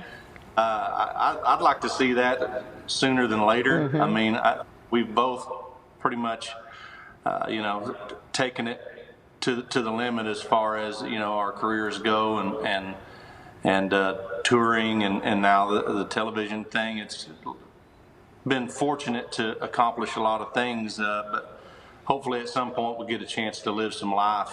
And I think we're both ready for that, honestly. You like life better out of the spotlight? Absolutely. Yeah. I think you know that I know. about me. I do. The older I get, the more I kind of feel like I'm starting to turn into a little bit of a hermit, just kind of passing things and accept interviews with you, Hoda. I'm always excited. I love you. I love you. I love you too. Okay, wait, you got a new business, I hear. What do you got? Well, happy Smithworks Hard Seltzer Lemonade Day. So what is Should that? I say that? We have Smithworks vodka that's been out for a few years now. In fact, you were there for the launch of that there in Nashville. I remember, yeah. And today we're releasing our Hard Seltzer Lemonade, and we're excited about it. It's American brewed, and it's all the rage these days, Hoda. Okay, so here's a question: who's going to get married first, you and Gwen, or me and Joel? Do you have? Okay, you don't have to tell me, but do you have a wedding date set? Ours was last November, but because of COVID, it all got messed up. So we're moving it forward. So we weren't sure if it was going to be this summer or wait till next November. Yeah, I'm afraid if she and I wait till next November, then I'm right back into the voice cycle again, and really want to be able to have plenty of time before and after. So hopefully this summer. Now, I think we're right here at the point with COVID. It's like it looks like it may be okay, but I don't know. So that's tentatively the plan. So we'll see. So I'm going to say we're getting married before you guys. Oh, really? Hey, did you get your vaccine yet? Have you gotten your COVID vaccine? I did. Luckily, in Oklahoma, we're way, I think as far as all the states, I think we're ahead, but there's not as many people there, and so I was lucky enough to get mine. So good. Hey, is anyone going to sing at your wedding? I heard Miley saying she wants to do it. Adam, your bestie, said he wants to do it. Anyone going to sing at your wedding? Well, man, it's starting to sound like a Coachella lineup here all of a sudden. I've got all these superstars saying they're going to do it. I hope so. I don't know. I'm telling you, I'm not just saying this because it's the line. We really don't know, and I'd love to be able to take everybody up on their offer and have this amazing concert wedding. But you know how it is. We're just waiting every day, just like everybody else, to see what our summer's going to look like, and then go from there. Well, Blake, thank you so much. I remember when you co-hosted with me, and I'll never forget it. And for you, it's just another Wednesday. But you played a song, and I remember I sat there on the set where we used to be when I was with Kath, but it was you hosting with me. And I'll never forget. I remember thinking in my head, like, Blake Shelton is singing to me right now. Like, this is happening. And it was the coolest. And it's one of those, everyone has a few unforgettables, and thanks for giving me mine. Well, thank you. That was Who Are You When I'm Not Looking. I remember singing that. Oh, my God.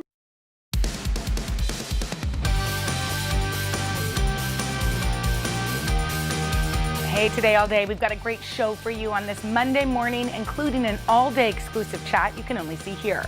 Let's kick it off with today's exclusive town hall event, Coronavirus in the Classroom. And let's check out these questions from students themselves. Back with more of our Coronavirus in the Classroom Town Hall event. We've got the CDC Director, Dr. Rochelle Walensky, here, along with Education Secretary, Dr. Miguel Cardona. They've been answering questions from teachers and parents all morning long. Yeah, and Carson's got a couple of more moms and dads in our crowd. Hey, Carson. Hi, guys. Good morning. Next up is a video question from Sharon. Sharon's a mom of 4 from San Diego County, and she's got a question about masks. Watch the tape. I don't co-parent with the government, and I'm seeing how my kids' mental health, social development, and academic progress are being harmed by forced masking.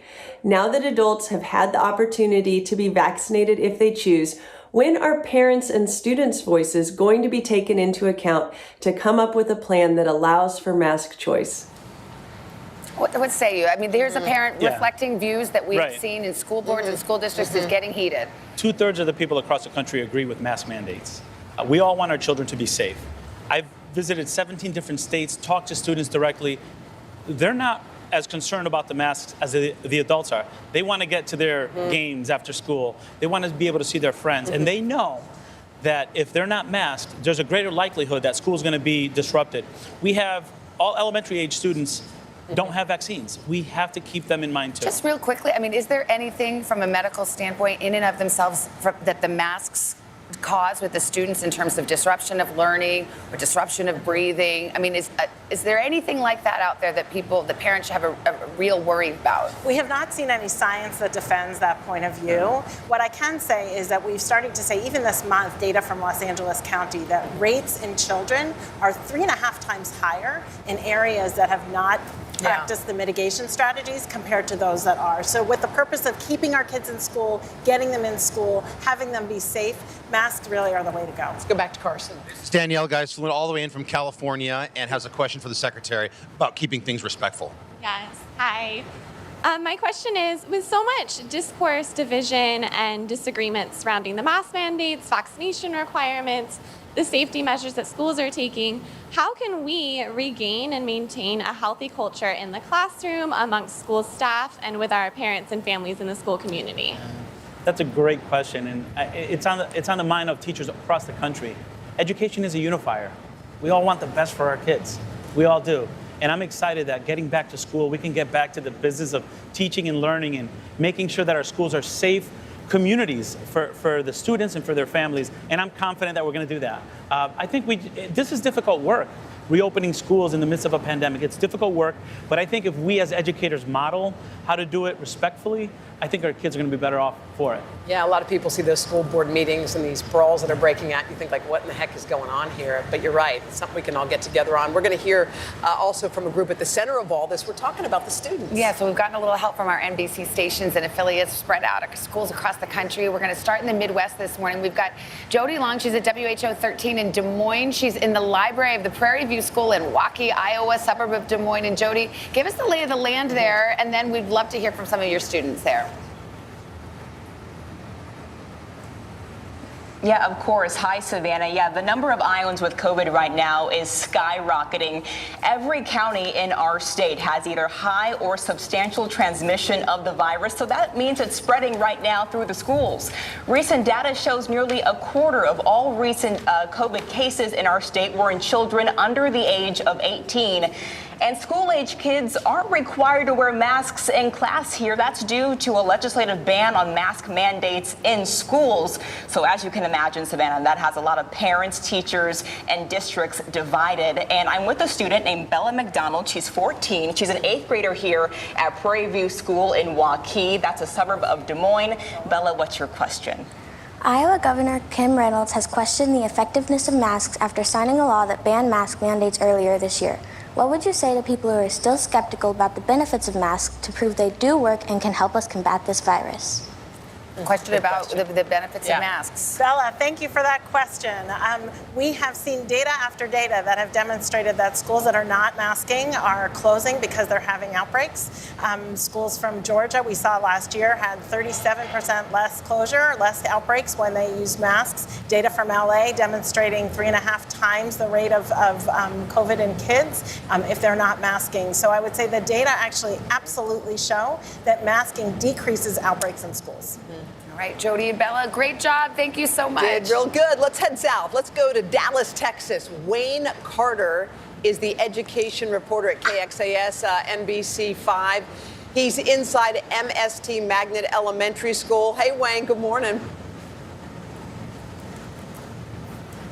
Good morning, Hoda. There are more than 100 different school districts here in the Dallas-Fort Worth area, and each one has their own rules, their own protocols on what to do with masks. In Richardson, they originally listened to our governor who ordered no mask in classrooms, but then some neighboring districts decided to sue so they could be able to use them. Richardson has then kind of sided with those schools in the courts and required them, but it may be too late as one school already had to shut down because of a rise in COVID cases, and principals tell me others may be in a similar boat as this all kind of plays out here. We are joined this morning by Emma Vera. She's in 4th grade here at the school, and she has an important question she wants to ask this morning. So my question is, when are kids my age going to get vaccinated? Because we want to be safe. Good question. That was my first question, too, Emma. How about it, Dr. Walensky? Great minds think alike, right, Emma? Absolutely, and we are working with urgency to make sure that that vaccine, when it comes to you, is going to be safe, it's going to be effective, it's going to follow the science, and we are really hopeful that you will have that vaccine by the end of the year. Coming up next on Today Talks, the third hour catches up with their old pal, actor Justin Long, after this. It has been a long year. Yeah, where it's been anything but normal. Well, now there's hope. The COVID vaccines. I know. It's been a little confusing. Like really confusing. So it's more important than ever to make a plan. Visit planyourvaccine.com to find out where and when to get your vaccine. What are you waiting for? Roll up your sleeves and plan your vaccine. Plan your vaccine. Plan your vaccine. Today is now a podcast available every morning. Listen wherever you get your podcasts. It has been a long year. Yeah, where it's been anything but normal. Well, now there's hope. The COVID vaccines. I know. It's been a little confusing. Like really confusing. So it's more important than ever to make a plan. Visit planyourvaccine.com to find out where and when to get your vaccine. What are you waiting for? Roll up your sleeves and plan your vaccine. Plan your vaccine. Plan your vaccine. Good morning. Welcome to Today. Nice to have you with us. We wanted to surprise Ellie and make her wish come true. What do you think about coming to visit us? Yes. There's only one thing that people are saying. You are The Meet the Press Chuck Toddcast. Free wherever you get your podcasts. Today is now a podcast available every morning. Listen wherever you get your podcasts. Welcome back. Today on the third hour, the gang sits down with Justin Long to hear all about his newest projects. Check it out. Justin Long continuing to add to his impressive resume. And for the first time, he was in the director's chair alongside his brother for their upcoming movie, Lady of the Manor. Justin also stars in the film as a history nerd who puts his knowledge to use when the past and present collide. Why are you so out of breath? Oh my God, I've been running around this whole dumb place looking for you. Well, I wasn't in my office. Tanner kicked me out. Oh, I'm so and sorry. I'm pretty sure his relatives might have stolen Wadsworth Manor from Mia's relatives, according to the ghost. Anyway, I think I like her. I think we might be friends. And, it kind of sucks nobody but me can see her. Also, can I crash on the couch in your office for a few days, please? And by the way, why aren't you in your office? Should I go, Dr. Plum? Justin, good morning. Good morning, guys. So nice to be here. This thing's a lot of fun. I mean, which did you enjoy more? I mean, you're a great actor. You're fun. You're a stretch. You're playing a nerd. Yes. Why are you laughing? That is a stretch. It is totally. You were against type, but also you're sitting in the director's chair. Which did you enjoy more? It was a lot more work doing this, but I got to do with my brother, as you can see, who couldn't be here, unfortunately, because of the COVID restrictions. But at least you brought him. Thank you. And the painting's fully vaxxed. That's right. Yeah, for smallpox. He didn't have a mask. Yeah, yeah. Because this was actually in the movie. Well, it was put. We had an amazing production department. The movie's about as you saw, Melanie Linsky plays a slacker, stoner type character. She gets a job as a very historically significant manner, and the lady that she's playing, the ghost of the lady, takes offense at how she's playing her, so she starts haunting her, but not in like a scary way, in like an annoying way. And so the production department, shout out to Alex Tibby and Sean and all the guys, they made this of Christian, which is, funny. If you saw Christian, you'd see that it's remarkably lifelike, except for I'm noticing the hands are really tiny. Which is not Christian's size hand, but I think maybe they did. You're related. Yeah. Your brother would like do this.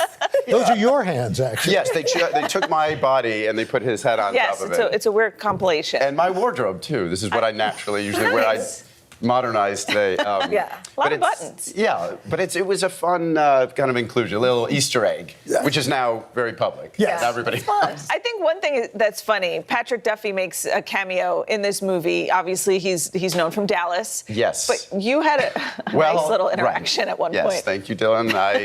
I was very ashamed at the time, and now I'll be more ashamed. He came to set, and I had my director hat on, and I was telling people, you have to do a Southern accent because it takes place in Savannah, and it's kind of there he is, the sweet, and he's the nicest man. And one actor had been having a hard time with the accent, and so Patrick came to set, flew all the way in, he was so gracious, and he said, "Is there anything I should know? Any notes you want to give me?" And I said, "Well, I need to ask you, Mr. Duffy, can you do a Southern accent?" And yeah. So you never saw Dallas? And he looked at me. How did he respond? He was really cool about it. He was very gentle, and he said, "Well, I was in a show called Dallas. Oh no! 13 years. He didn't say it like that. That's how I heard it. That's how he was thinking. Shame, a lot of shame. But it's funny because Patrick saw this, and he said, and he looked at this, and he looked at Christian, and he said, "Gosh, Christian, this looks. I got to tell you, this looks so much like you. Have you noticed that?" And Christian played it off like, "Oh no, you think so? You think it looks like?" I don't see the resemblance. And for the whole shoot, he kept coming up to every time he passed this, Patrick would say, "I'm telling you, it is uncanny how much it looks like you." I love it. Okay, so before we go, we've been teasing this all morning since the show features a supernatural element, if you will. Do you believe in ghosts? I do. Do you guys? I do. I do. You do? Yeah. In what way? We have one in our apartment. Oh, do you really? Yeah, a friendly ghost, but... See, well, that's what I like to think about. If I were a ghost, I want to hear about this. I like to think I'd be friendly about it. Or like maybe kind of I feel like you'd be a rascal. Yes. Yeah. Pulling out chairs. I'd like to prank people. I bet. Exactly. I bet. Short sheet their beds. Yes. The fact that he even said that so quickly. Yeah, that he's been thinking about it. I've been thinking about this. Well, Al's relatives, if your bed has been short sheeted, yes, you know that he is, which I think is a nice thing. I like to believe in ghosts because it means that there's time, yes. And there's more. Oh, yeah. Right. I find it comforting. I do too. Coming up on Hoda and Jenna, it's a Masterclass Monday that'll save you a stash of cash after this. Make the most of your day with Today in 30. We give you a mix of everything you love about our show in a mere 30 minutes. Watch Today in 30 on your schedule, streaming every day on Today All Day. The Meet the Press Chuck Toddcast, free wherever you get your podcasts. Make the most of your day with Today in 30. We give you a mix of everything you love about our show in a mere 30 minutes. Savannah and Hoda bring you what you must know. The biggest moments of the morning. One Republic! Exclusive interviews. Why did it work for you? You're right. I am more talented than the rest. And important headlines. Major medical news this morning. Watch Today in 30 on your schedule, streaming every day on Today All Day. Good morning, everybody. Welcome to Today. Future's looking bright. Are you ready? We're going to do our part to spread the word on the importance of vaccines, so crucial for reopening America. A big day around here, a very special naturalization ceremony. Many of them doctors, nurses, other essential workers. If you are a nurse, thank you. Spring has sprung, guys, and we want to fill this season with some fun and surprises. Yes. This is the face of excitement. Celebrating Earth Day. Let's change the world. Love it! Some experts say that this bill still isn't enough. Do you accept that criticism? There's been a ton of confusion from the CDC. Can we try to clear some of this up? Is America safer today with the Taliban in charge of Afghanistan? If it's Sunday, it's Meet the Press. Make the most of your day with Today in 30. We give you a mix of everything you love about our show in a mere 30 minutes. Watch Today in 30 on your schedule, streaming every day on Today All Day. For breaking news in our changing world, download the NBC News app. The Meet the Press Chuck Toddcast, free wherever you get your podcasts. Welcome back to Dan, Hoda, and Jenna. We are dishing on all the latest. Plus, we have a Masterclass Monday you won't want to miss. Check it out. I have to tell you, it's not often that I look at Jenna Bush Hager, and I like everything you do. Sometimes I'm jealous. Sometimes, wait, no, Wait pause. a minute, let's No. Let's just pause. Hold on a minute. Sometimes I'm jealous. I didn't know. I had to find out on Insta. It's fine. I'm like, look at Jenna at the U.S. Open. Wait, she's sitting with who? Anyway, as I was scrolling through the pictures, oh, I'm sorry. No. See the red? Wait, just someone go back to the freeze. Brad Pitt with the bucket hat on. Jenna Bush Hager trying not to focus on Brad Pitt with the bucket hat on. And next to Brad Pitt, another Bradley Cooper. Okay. That was the men's finals. Can I just say, first of all, I should have called you and asked you what to wear. But what I didn't to wear? know. How about, do you want to go? Oh, well, yeah. What to wear? You know what? It's been a fun show. Hey, I should have called and asked you what I should wear. Okay? Great. Thanks. No, I'm good. Don't worry. Don't you worry about me. Joel was out of town and I just by myself. What? No, don't worry. I was all alone. Anyway. Wait, I would have loved it if you had come, but I have to tell teasing. you. I'm teasing. You know. You're like, I had plans. No, I didn't. I watched have the plans. VMAs. No, I said, you know okay, what but I have to tell you, What? you know those moments where first of all, Savannah was sitting next to him. I heard that you bounced and her. I said I wasn't even going to go because I just cared about the women's, which we'll get to in a minute. Wait. I went on Saturday. I see. You're so separated. So I was separated. Why is everyone looking scowly? What's going on No, here? I think tennis is a serious nervous. sport. Tennis Mariska is serious. Hargitay. Do you see Gail? King. Anyway, what is going on? Roker? Lindsey Vonn. Lindsey Vonn. Henrik. Is that Laverne Cox on the right? Yes, it is. Okay. Okay, but you know anyway, what? I'm over this. I just have to tell you. What? You know, in your mind, when you're charming and gonna say something great. What did you do? It was like the Legends of the Fail. I just was like, you did have that. By the way, sheepish. you had that little girl look like this. Oh God! I hope my friends from Junior. Wait, look. No, please, let's stop. But first of all, I actually didn't recognize Brad Pitt with the bucket hat on. No, and he didn't want to be recognized. Let me just say that he didn't. So what y'all talk about, honestly? Let's go. I at one point said that was a good point. And what did he say? And he said, okay. He wasn't interested in me. Let's just be honest. Well, I like how you guys. And the only funny part of the whole thing is we were racing out to get, because you can only walk at certain times up and down the stairs because you go to the bathroom. It was like on odd points. Yeah. So I was walking down and they were like, it's time to go. So I started running and that's when I slipped in and Savannah looked at me and goes, you're the worst friend. You're the worst friend. Because you took the seat next to Brad. Yes, because I took the seat next to Brad. But then Henry looked at me and he goes, don't mess this up. Meaning what? What? Our family. Your family. Meaning, don't get any ideas. By the way, I love about Henry that comment. Only he would mess this up. That was the men's finals. We're not here to talk about that, but we are so excited to talk about the women's finals. This was historic. Two teenagers, two teen phenoms. Both of these young women defied every expectation. They wound up in the finals, 18-year-old Emma Raducanu and 19-year-old Leyla Fernandez. Okay, Leyla Fernandez is somebody that I love tennis. I've been watching her. I've been cheering for her. Emma did eke it out in the win in 2 sets, but both players proved that the future of women's tennis is looking so bright. Here's what happens every now and then on this program. Can we just take a shot of the set? It's very important to capture this moment. We have Leyla in the house. Come on over. Hi, Leyla. We're so excited to see you and squeeze you. Oh, you were so amazing. Thank you so much. I'm so excited to be here. You're excited to be here? Yes, I'm excited to be here. Thank you for having me. We're so happy you're here. Can we just show a little bit? She earned thunderous applause. Okay, and the crowd loved you. Went wild for you. Yes. Oh my God. Let's watch a little bit of this. I know on this day, it was especially hard for New York and everyone around the United States.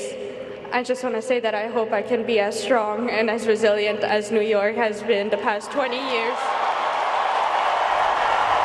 Leyla. Oh my God, you're such a soulful person to articulate those words in that moment. You had a spectacular day. Yes. I mean, sometimes spectacular days end with somebody else having to win the game in that moment. But just reflect on what it felt like being on the court that day. Being on the court that day, it meant the world to me because I remember a little girl growing up wanting to be an Arthur Ashe, playing a finals, wanting to put on a show for everybody, for the fans, and I'm just glad that I was able to make that true for that little girl, for me, and then I'm just so glad to have the fans to enjoy the tennis as much as I did. Oh, the fans loved you. It was so fun to watch, but one fan in the audience, I was watching you. I was there and I was watching you. Yeah. But the one person I kept looking for was your mom, because her eyes, her smile, her cheering. Let's see her. She's like, okay, we just want to see one of your mom in action. She just, that's your posse.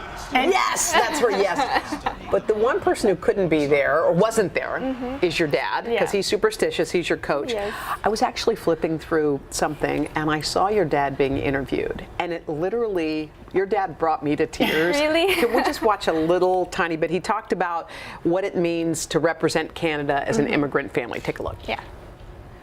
We're an immigrant family, and we had nothing. Got in with nothing. So Canada opened up its doors. And if they wouldn't have done what they did, I wouldn't have had the opportunities that I have. And I wouldn't have been able to give them to my daughter. Now I want to cry. Why does he do that to me? And you thanked Canada in one of your interviews after for being welcoming to your family and opening their arms to you. Yes. What does it mean like to bring this trophy home to your country? It means the world. Like, Canada has been so kind to us. Like I said, they opened their doors for us. They gave us opportunities for my grandparents to work, to keep fighting, and they gave opportunities to my dad, to my mom, and with all these opportunities they took advantage of, and they did everything in their power so that me and my sisters, my cousins can have a great life, and we can keep going, keep fighting, and keep having that smile in our faces. Did you always believe in yourself? Because I was thinking that the white hot spotlight is scary sometimes. You have like a grace about you, and I'm like, what are you thinking about in these moments? How do you stay kind of calm and cool? I have no idea. That's something that I have to really think about, but every time that I'm in these moments, I just want to appreciate it and enjoy it as much as I can, and like I said, being here is awesome. I get to meet you guys. I remember watching my mom watching you guys on TV, and I'm like, oh, this is awesome. This What's is like your a dream. mom's first name? We wish your mom was here. Yes. No, she's not here, unfortunately. Okay. What's her first name? Irene. Yes. Wait, Irene. We love you. You did good with your little girl. Really Leyla, good. what is it going to be like to hug your dad? We know he's too superstitious to come to the matches. It's going to be the best hug ever. Like, normally my dad doesn't like hugs, but I always... You're going to get in there. I'm going to get in there. I'm going to force it on. Good. Well, next year I want to say Jenna and I are going to go together. We are going together. And we're going to watch you in the finals once again. Awesome. Thank you Leyla, so much. thank you so much. We're real happy and proud for you. Leyla, thank you. Today Talks continues after the break, and we have an exclusive chat you can only see here on Today All Day. Good morning, everybody. Welcome to Today. Future's looking bright. Are you ready? We're going to do our part to spread the word on the importance of vaccines, so crucial for reopening America. A big day around here, a very special naturalization ceremony. Many of them doctors, nurses, other essential workers. If you are a nurse, thank you. Spring has sprung, guys, and we want to fill this season with some fun and surprises. Yes. This is the face of excitement. Celebrating Earth Day. Let's change the world. Love it! For breaking news in our changing world, download the NBC News app. Some experts say that this bill still isn't enough. You accept that criticism? There's been a ton of confusion from the CDC. Can we try to clear some of this up? Is America safer today with the Taliban in charge of Afghanistan? If it's Sunday, it's Meet the Press. Make the most of your day with Today All Day. Get closer to all your friends at Today in a whole new way. Today in 30. We give you a mix of everything you love about our show in a mere 30 minutes. Shop today with Jill Martin. We're helping you shop like never before. The latest styles and biggest names. Today food. Things are heating up in the Today All Day kitchen. Cooking essentials and recipe inspiration. Get ready. Are you ready? Oh, I'm so ready. Only on Today All Day. Today is now a podcast, available every morning. Listen wherever you get your podcasts. For breaking news in our changing world, download the NBC News app. Welcome back to Today Talks and our exclusive content you can only see here on Today All Day. I don't know if y'all saw our show today, and if you did, good on you. But I do have to say, please, I want a little more description about watching the men's final at the U.S. Open. And was there lots of were you gawking at all the different, because there were so many different people, I couldn't even look in the frame, but were you like, oh my God, there's this one, there's Gayle King, there's Lindsey Gayle Vonn. King, I know, and Lindsey Vonn, I know and love, and Rami Malek was there. Rami Malek and was he there? gave me, he's so sweet, and Bradley Cooper said hello. The only person that I feel like awkward. Well, Yeah, it was who? Was Brad Pitt. I just didn't bring it, you know, You don't seem like the type that would ever not bring it. I didn't bring it. You were intimidated, or you just weren't in the mood? Well, you know what it is? When somebody's energy feels like it doesn't want to be brought. Yes. I don't think he wanted much small talk, so I wasn't going to small talk him. You know what? That is actually a good observation on life. Because when you are, sometimes you can walk in and you're in the best mood. Like you're at work and someone goes, did you hear? Yeah. And not even something that's terrible. It's that you know their juice isn't there. Yes. Sometimes, you know, when you're giving a speech. Yes. And you're like, sometimes the juice, and you're the giving your juice same isn't there. juice. But then also, I don't never want to be the type of person that bothers somebody too. He didn't seem like he wanted to be bothered. His jacket language was in my chair. So you sat on it? And he kept putting it there. Oh. And he kept sort of, and I was kind of like, it also was sort of funny because I'd look at Henry and be like, you know, just like joking.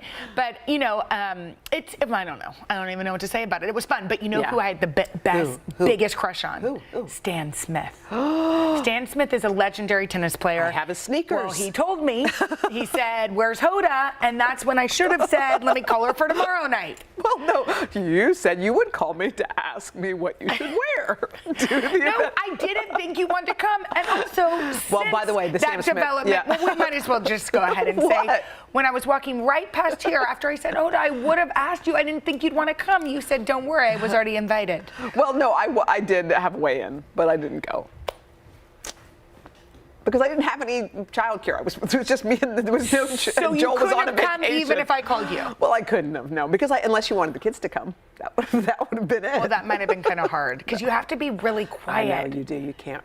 Yeah. Everybody's like, and if you look at the pictures, and you everybody's have to wear like a jacket. You had to wear a jacket. Yeah, but Brad Pitt didn't. What? No, he wore a little hat. Maybe was that the jacket you were sitting on?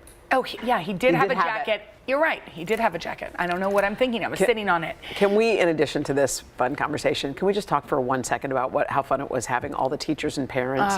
If you guys saw our education, like our coronavirus in the classroom special outside, we had teachers, we had students, we had parents, we had the education secretary, we had the director of the CDC, but it was all there. And it was so, I think the teachers, like the more you listen and you don't talk, you listen.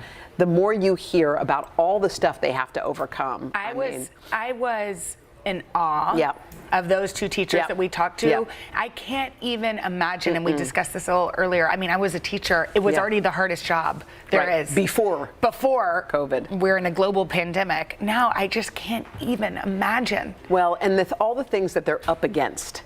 Not only teaching the kids, but then all of the restrictions and then all of the... And I think the nuances across our country. I mean, it's different teaching where you teach. I guess we could just say, like, be kind to your teachers this week. It's the first week for some, the first weeks of school. Like, bend over backwards and realize that some of those... And you know what? I would say not only this first week, but every week. Yeah.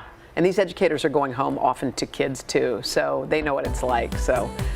a little grace, a little kindness, that's it. All right, that's it for this episode of Today Talks. Keep watching for more Today All Day.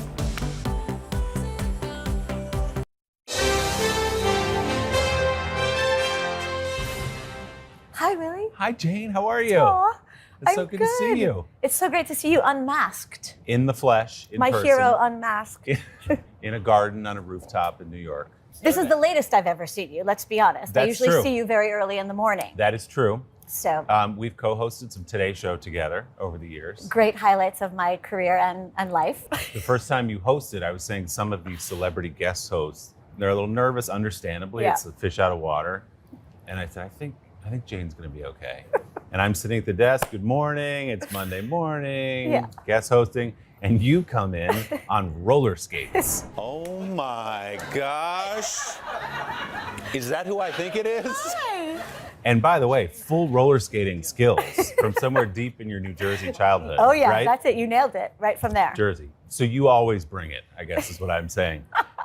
So we're talking about this time at home, this last year and a half. Yeah. You've actually been working a lot. Like you've been at home with your son, but also you're in Australia shooting in that too. Like you've got all these things going on. So what was that balance for you of time at home and work?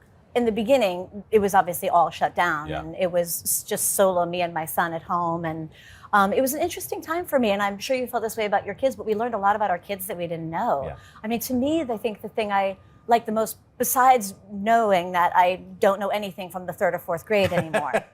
A little but depressing. I had the same it experience. was a little rough.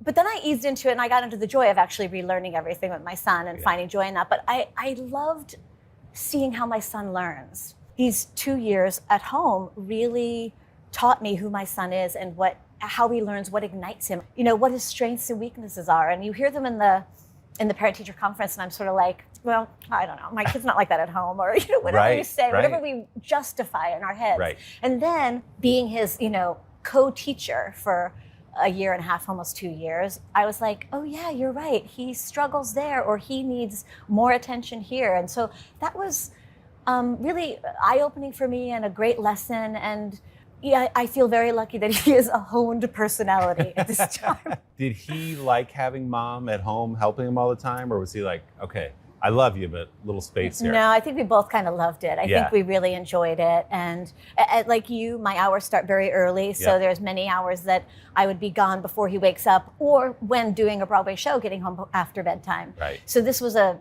joy for him and a joy for me. It was hard on New York.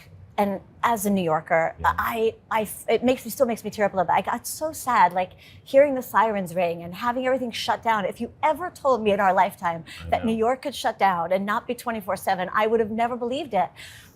And then, we would go out every night at 7 p.m. and bang those pots. And I felt this emotion that I'm feeling right now. I'd feel that overwhelming emotion to say thank you to these people that saved New York from the brink. So now we're in a time where we've made it through. New Yorkers are so hardy and so strong. We're, largely vaccinated, which is so wonderful. And now I'm excited to see New York come back. So much a part of it for me is having Broadway come back. Yeah. I'm excited that work is slowly coming back for us, that we're seeing each other in person, that my son will return hopefully to the classroom. Please go back to school. And hopefully New York will come back better than ever. And because I believe in New Yorkers so much, I know it will.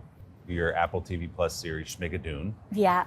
which incorporates elements of Broadway, because this Yeah. couple is walking through the forest, in the woods, and they happen into a universe that is, I think, a 1940s era musical Right. production, right? It's like Yes. The Music Man or something. Yeah.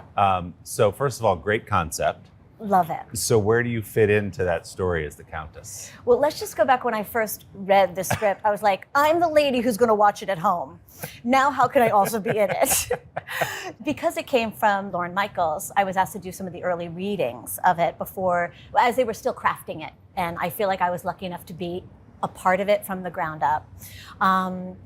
It's written by the loving musical theater loving heart of Cinco Paul, who is one of the most infectious, happy, joyous people I've ever worked with, and has such a true love of musical theater. And you could tell it's infused in every moment of Schmigadoon. I play Countess von Blurken. All of our characters are reminiscent of characters that you know from 1940s musicals. Mine is very reminiscent of the Baroness in The Sound of Music. Yes, right. So she comes from a jaunt I like the word jaunt. A jaunt in the city. And she comes back to find the doctor taking up with Melissa, who is the people who are not from Schmigadoon, who are coming to find true love to be able to get out of Schmigadoon. Cecily Strong. Cecily Strong. Yep. And they're hilarious. I loved that it is a loving parody of musical theater, but also has such a witty, humorous sensibility tacked onto it. You'll like this show whether you like musicals or hate musicals, because both sides are being represented, and I kind of love that. And there's some eye rolling at the theater of it all from the other side. So you're right, you do get all pieces of it. And as I said to you before, it is like a modern all-star cast for Broadway between you and Kristen Chenoweth and Alan Cumming. I mean, I could go on and on and on. It's an unbelievable cast. We also filmed this wonderful little gem of a series during the pandemic. Okay. It was right when filming was being allowed to happen again under great restrictions. We all went up to Vancouver. We quarantined for a very long 14 days. We would rehearse on Zoom if we could. I mean, I got basically maybe an hour rehearsal with the choreographer wearing masks and face shields, and we rehearsed on 2 fold-out chairs. That was meant to be this convertible car that I do this amazing number that Cinco wrote for me. And the first time I met Cecily in person was when they called action. I think so much of the heart of Schmigadoon is that we were able to actually do live musical theater when there was no live musical theater at the time. And it's going to air now at a time when musical theater probably hasn't come back to your hometown yet, but hopefully will very, very soon. So I wasn't lying when I said you're busy. So there's Schmigadoon. We got a new season of Dickinson. I think Dickinson is such a cool show. It's so well written by Elena Smith. I read it and was like, this is so creatively interesting to me that I just want to see how it's going to be done, so I want to be a part of it. It's been really interesting because the show lives on many levels. It can be completely funny, and then at the next minute be completely heartfelt and beautiful and poignant. And then Wiz Khalifa comes on and they're singing, we're twerking to a rap song. So you just kind of got to go with it. But my mom was a huge fan of Emily Dickinson, and she taught me some of Emily Dickinson's poems when I was a child. And so when I first saw the script for Dickinson, it started with a poem my mom had taught me to memorize when I was a kid, which is I'm Nobody, Who Are You? I was like, oh, wait. And then it said it bursts out to like a rap song. I was like, oh, this might be the blending of all worlds, so I want to be a part of this creatively. I feel like each year, each season, the show finessed its way into something special and beautiful, and I hope people find it. I'm not sure if anybody's watching Dickinson or who even knows where it is. It's on Apple TV+. Apple TV+, yep.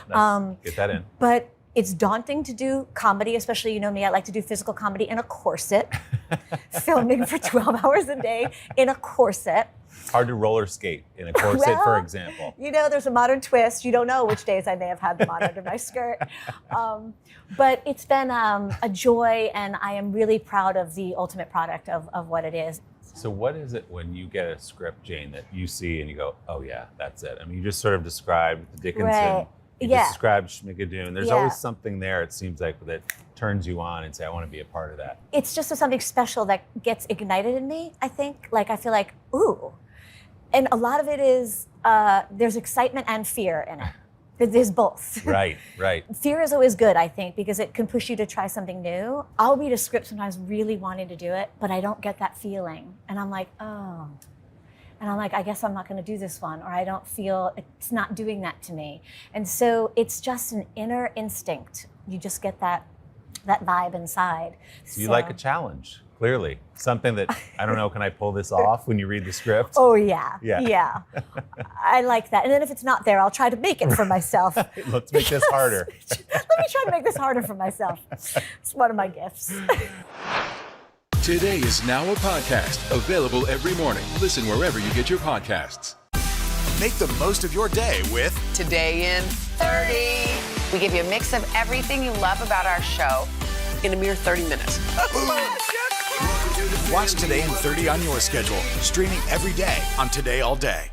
It has been a long year. Yeah, where it's been anything but normal. Well, now there's hope. The COVID vaccines. I know. It's been a little confusing. Like really confusing. So it's more important than ever to make a plan. Visit planyourvaccine.com to find out where and when to get your vaccine. What are you waiting for? Roll up your sleeves and plan your vaccine. Plan your vaccine. Plan your vaccine. Make the most of your day with Today in 30. We give you a mix of everything you love about our show in a mere 30 minutes. Savannah and Hoda bring you what you must know. The biggest moments of the morning. One Republic! Exclusive interviews.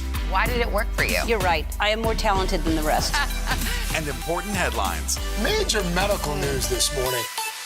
Watch Today in 30 on your schedule. Streaming every day on Today All Day. The Meet the Press Chuck Toddcast. Free wherever you get your podcasts. Today is now a podcast available every morning. Listen wherever you get your podcasts. Name That Tune has been so much fun to watch. Yeah. And that's just you being you, which is actually a character you don't play very much. Right. Which is to say, like, Which might be for the best. here's my small doses. But it's, you get to be funny and you get to do a little singing and dance and you get to be you, the person that I know. Well, that's very sweet of you. So how much fun is that show to do? So much fun. And I grew up watching Name That Tune. Totally. And I grew up in a very musical family, Yep. you know, so we would, you know, yell at the television every time we could see how many notes we could get it in and try to get the songs and try to, you know, compete against each other in a friendly family way. So yeah, when it came to me, it was such a gift. It was at the height of the pandemic. They flew us to Australia to film it because we could with their restrictions. We were able to have a live band, live audience, and it was my first time, you know, hosting a game show, so to speak, and it was all joy. I'm in love with Randy Jackson. Randy Jackson is such a cool guy, a great friend, and an amazing producer. He is really, really a smart guy. And considering everybody in the network was in California watching our live tapes at like 5 a.m, and it was me and Randy as the only Americans in this entirely Australian production, it was really wonderful to have Randy as a cohort out there and using his sensibility and long-standing experience in that world. Right. From American Idol and all that. And he taught me a lot, and I'm very grateful for his friendship. That's got to be a really cool thing to have grown up watching something and then to be in a position in your life where then they ask you to be the person to recreate it. Are those the sort of perspective pinch me moments along the way? Yeah, they are. I've had a bunch of those with Broadway too, because as I briefly just mentioned, my parents did a lot of community theater in New Jersey. That was their hobby outside of their professions. And so they would take me to the community theater with them. And from the time I was in a crib, I was backstage at this community theater. And I'd watch my mom make costumes for a show or be in a show, or my dad produce a show or be in a show. And I've had many of those shows I've come to be in on Broadway. A few of them, because I haven't been in that many Broadway shows, but a few of them. And those moments are the moments where I think, wow, how did this even happen? Like, how did I see my dad and my mom be in a show in community theater, and now I'm opening it on Broadway? And those days are never lost on me, because I'm so thankful to the support and creativity that my parents infused into our lives as a child. And I've been in this business a long time, and I still love it just as much. Generally speaking, you are not a jaded person. You don't take all these things in your life and career for granted. Not a step, not a minute of it. Almost. I'm so thankful. And as a mom of a 10-year-old, I hope my son can find what he loves to do, and I can nurture it and say yes and go so he can find that for himself too. You have a life well lived series, don't you? Yeah. It's a life well lived when you can get to do what you love to do for your whole life. And you're doing it. I mean, all right, and all right, thanks so much, guys. This was great. This was great. No, geez, I forgot where Mike. And we've got our out. Just a walk off. All See right. ya. If there was a mic, I'd drop it, but I did actually drop That the was mic. It was an unconventional mic drop. Well, if you haven't noticed. A lav drop. I'm not exactly conventional. Some experts say that this bill still isn't enough. You accept that criticism? There's been a ton of confusion from the CDC. Can we try to clear some of this up? Is America safer today with the Taliban in charge of Afghanistan? If it's Sunday, it's Meet the Press. Today is now a podcast available every morning. Listen wherever you get your podcasts. The Meet the Press Chuck Toddcast, free wherever you get your podcasts.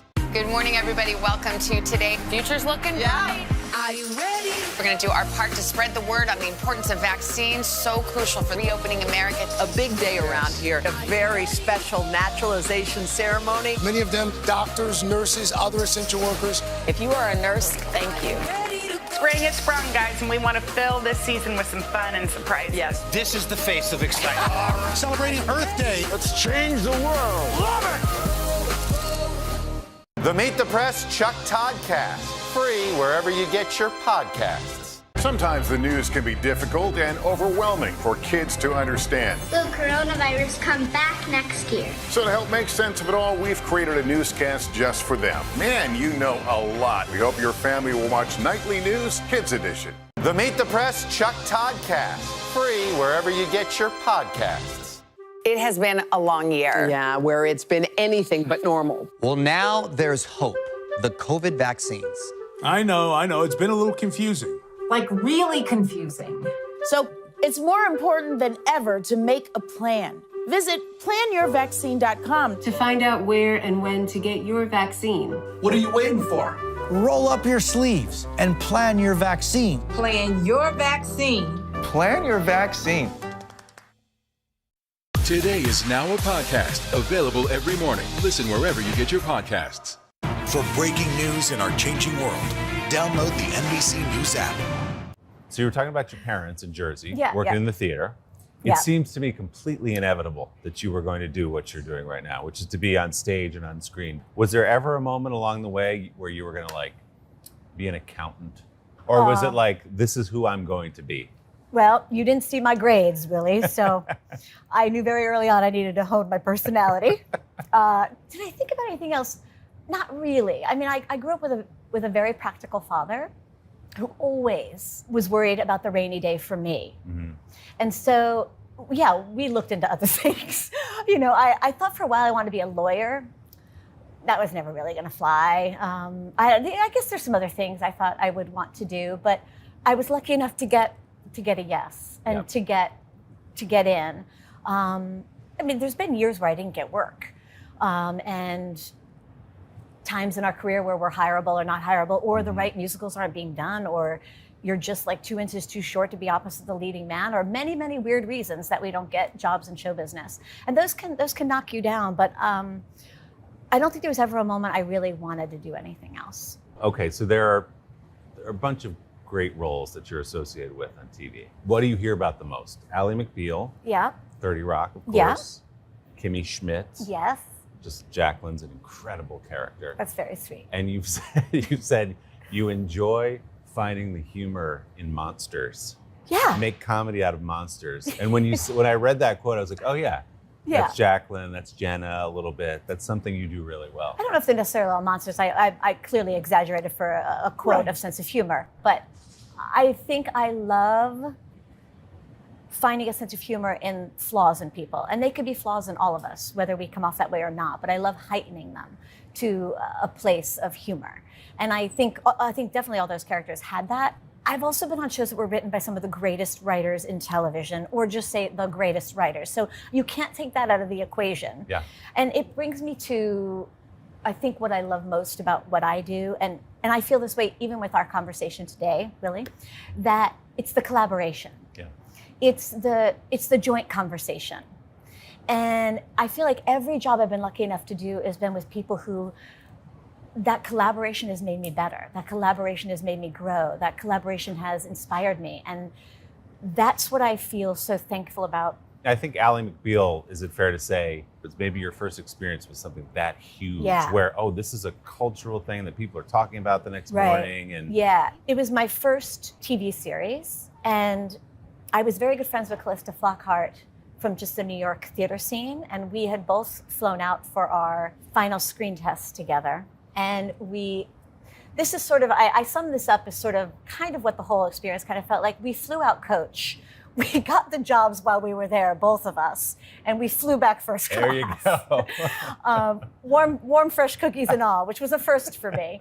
And it sort of explains the whole experience. Like, we went in, none of us had ever been on TV. I remember the first day I realized that Ally McBeal was a hit was I was driving home in LA traffic, and people were analyzing it the day after the episode on the radio. And I don't even know if I knew what a water cooler show was. And that was the day I realized that it was out there. You know, it was something, and it was a great experience for me in general. Again, it was a very specific sense of humor, a quite exaggerated character that I adored, and I think what I like about the characters that I play, even though they're flawed, I love them, right? Yeah. I have radical compassion for them all, and I think that is something I'm so happy I infuse in my characters. And now I want to infuse that everywhere in life. I think we're at a time in life where we all should have radical compassion for each other. Amen. Did you feel your life changing? And just in terms of going into a restaurant, people know who you are. Okay, oh, you're from Ally McBeal. Was that the first time that started to happen for you? Yeah, for sure. And did that feel strange at all? It felt strange, but exciting. Until it didn't, right? Until it backfires on someone. And I didn't really get the negative experience of that during that show, and maybe because I was more of a supporting player. It was definitely an experience where our lives all changed. Yeah. And I remember the first year we all got to go to the Golden Globes. So I asked everybody to come over to my rental apartment before, and we all like had a glass of champagne and got into the same limo. I was like, it worked for the Friends. Maybe this will feel safer if we all go together. It's like the prom. You all pile into the limo. It was like the prom. We did all those pictures outside of my apartment building, and we were all like suddenly going to the Golden Globes, and it was a great, joyful memory. But when that series wraps up, there's something in your mind, back to the Broadway theme, I want to come back to New York. Yeah. And then, boy, does that work out well for you. God, you have really done your timeline and Is it behind my head? No. Really? It's all kicking around up here. Well, it's you, too. Come on. That's so sweet. But you Write Something told you that it was, TV was fun. We did a successful show. Right. Back home to the stage. Yeah. At which point you won Tony. Very sweet of you. Yes. I'll slip you the 50 when we're done. Ally McBeal went on for 5 seasons. So I was 5 years living away from New York for the first time in my life, and I really missed it. So I put all my LA life, my rented LA life, into a storage unit and came back to New York and auditioned for a show called 9. It became my homecoming back to the Broadway community, but maybe one of the most satisfying and wonderful creative experiences as well in my career. And yes, a lifelong dream came true that I won a Tony for that show, which, you know, I'm still kind of wowed by that fact. When they call your name, does it all come back? The parents taking you to the theater in the crib, that whole road that got you to that stage? When they called my name, I went blank. Like, I think I had a moment of an out-of-body experience. My speech is awful. Please don't play it on the show. Because I'm literally like I can't believe what just happened to me. I think it seemed like too far of a reach. Like that would never happen. And I really did go into like some lost zone. The Meet the Press Chuck Toddcast, free wherever you get your podcasts. Some experts say that this bill still isn't enough. You accept that criticism? There's been a ton of confusion from the CDC. Can we try to clear some of this up? Is America safer today with the Taliban in charge of Afghanistan? If it's Sunday, it's Meet the Press. Make the most of your day with Today All Day. Get closer to all your friends at Today in a whole new way. Today in 30. We give you a mix of everything you love about our show in a mere 30 minutes. Shop today with Jill Martin. We're helping you shop like never before. The latest styles and biggest names. Today Food. Things are heating up in the Today All Day kitchen. Cooking essentials and recipe inspiration. Get ready. Are you ready? Oh, I'm so ready. Only on Today All Day. Make the most of your day with Today in 30. We give you a mix of everything you love about our show in a mere 30 minutes.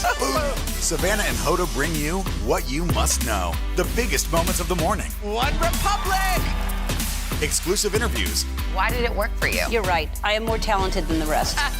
And important headlines. Major medical news this morning. Watch Today in 30 on your schedule, streaming every day on Today All Day. The Meet the Press Chuck Toddcast, free wherever you get your podcasts. For breaking news in our changing world, download the NBC News app. You were able to do TV in New York, which is nice. With What a 30 Rock, gift. you just go across the river. Right? Yeah. I don't know what good juju was on my side the day I met Tina Fey and Robert Carlock. I remember I wore shorts to that audition, which was a missed call. And I wouldn't have known it was a missed call. But then I remember Tina writing a joke about women of a certain age still wearing shorts, actually on 30 Rock later. I thought, oh, shorts aside, it was a day that changed my life. I luckily got that job, and then I was blessed with 7 seasons of one of the greatest jobs of my life and the greatest writing of my life, and then 4 more on Unbreakable Kimmy Schmidt, which is kind of incredible. And I hope a lifelong friendship with all of the people that were a part of those shows. Did you know Tina before that audition? Did you? No. Not at all. I mean, of her, because Right. I watched her on SNL and stuff like that, but no. You guys just seem like such kindred spirits. I don't know why. Well, Funny I'm really women. glad to know her now, and I'm so thankful for her friendship and the comedy gold she bestowed on me and all of us. There was not a day that we took that for granted, that entire experience. Every moment of the 7 years that we were getting to make this show, that we could come to the Today Show and use the Today Show as like part of our fictional world was crazy and awesome. And you could tell in Jenna that you had studied a lot of people that you'd worked with, perhaps, in your business and brought it all to that performance. Perhaps. What did you want to say about starlets and the business with Jenna? I was not making any commentary. Like I told you, I have radical compassion for all my characters. But there couldn't have been a greater character to thrive and get the chance to flourish in that particular style of comedy. That show, I was telling you, my kids have been watching all your shows during That's so quarantine. awesome. So there's this new generation. Yeah. And the show holds up. 30 Rock really holds up. So glad. Absolutely holds up. And it had some edge to it that we were saying, like, Yeah. you know, today it might be Yeah. a little more difficult to pull off. I think so. I'm not sure. Well, certainly that 30 Rock couldn't be made today and wouldn't be made today. And it shouldn't. It lives in this time. And I did experience what you're saying, like a whole new generation of people coming up to me saying that they watched over the pandemic, and that's awesome. I'm glad that younger kids are seeing it, and you know, future comedians are being exposed to it, because there were some great damn lines from that show. Yeah. Yeah. And Kimmy Schmidt's another favorite in our house. Our kids watch all. I think it's your first scene, maybe, when you're hiring Kimmy. She offers Kimmy a water. Kimmy says no, and she just throws the Throws baby it on out. open water. And I was like, oh, I know who this girl is, which I'm not sure has nothing to do with my background. Then she goes, do you know how to braid hair? And Kimmy says, yeah. She goes, okay, great. You'll have to meet the horses first. That's got to be, when you All read a good. character like that and you know you can just let it all go and anything goes that comes out of her Yeah. mouth, that's got to be so fun as an Super actor. fun. And you know, Tina likes to use all the skills you got, Yep. you know? Yep. And how cool to be associated with those shows that will always be considered I'm classic. honored. Yeah, I'm honored to be associated with those shows, and I know it's going to always be part of my comedy cadence for the rest of my life. And I'm thrilled that I had that opportunity.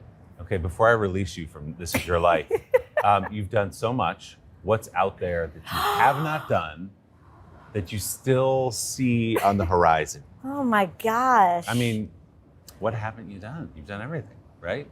There's so much I haven't done. I'm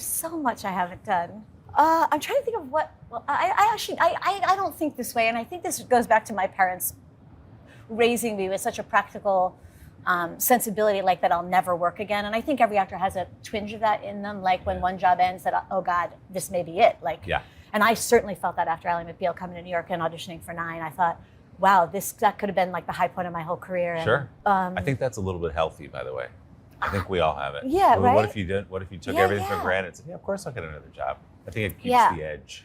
right now I'm so thrilled by getting to work with people I really want to work with. I've been so lucky, really, to work with people who are so great at what they do, like some of the greats Yeah. of what they do. And I hope that that continues. I'd like to be more selective, I guess, but I'm blowing that in the wind. I'm saying yes to everything. Post-pandemic, I'm like, yes, let's try it. I've never done that before. It's a time of yes, and that's kind of fun and freeing. And some more animated. You got My Little Pony coming up in September. You're doing it all. Yes, yes. Well, I'll let you roller skate out of here. This was a joy. I should have brought them. We're going to find that clip. And backwards? Boy, oh my gosh. Jane Krakowski. Yeah. Thank you, Jane. Great to see you. So great to see you too. Hey, Today All Day, if you can't live without coffee, trust us, you're not alone. But up next on Saucy, Anthony Contrino is sharing his favorite ways to use espresso with 4 recipes that will get you buzzing, including a show-stopping tiramisu and an espresso martini with a twist. Italians love their coffee, and I am no exception. Whenever I'm in Italy, my first stop every day is to a coffee bar. In the mornings, it's for a cappuccino. And then later on in the day, a shakerato. And of course, I love coffee-flavored desserts. First, I'm going to show you how to make the perfect pot of espresso using a mocha pot. Then we'll shake up my favorite coffee beverage, a shakerato. For dessert, an Italian's favorite pick-me-up, tiramisu. And then a delicious cocktail that you can't live without, an espresso martini. So if you love coffee as much as I do, come along and let's get buzzed.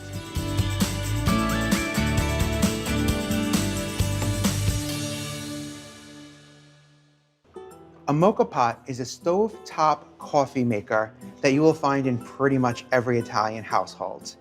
And it's quite easy to use.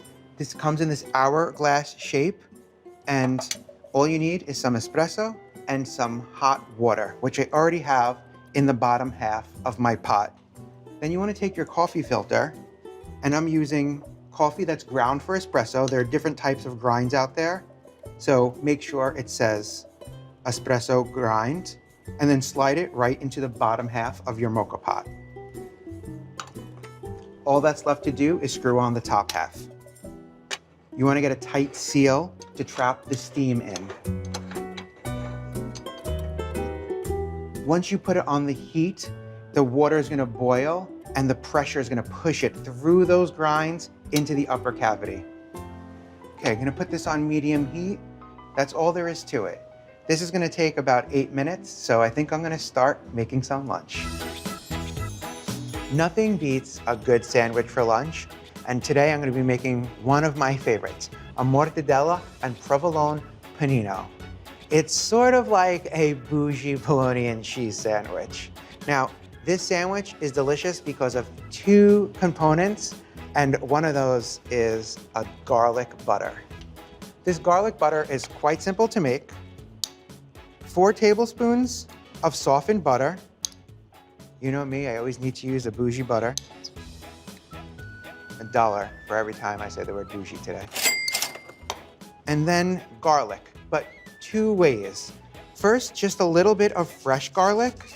Fresh garlic is so pungent and just kind of hits you right away with that garlicky flavor. But then I also like to add just a pinch of garlic powder. It's a little bit more well-rounded, and it hits you a little after the fact. So that garlic flavor is there with every bite. Just kind of stir it and mash it all together. Set this aside now that it's nice and well combined.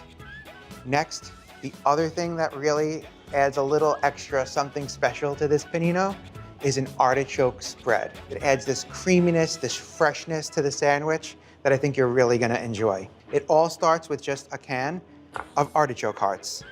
I've drained it, and now I'm going to rip off the leaves. I just want the creamy heart for this recipe.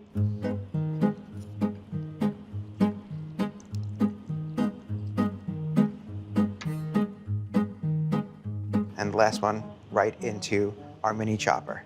Now just for the last few ingredients. Instead of salt, I'm using pecorino. It's gonna melt into our sandwich, and it's also going to season it. It's nice and salty, and if you haven't heard me say it 100 times, it's one of my favorite cheeses.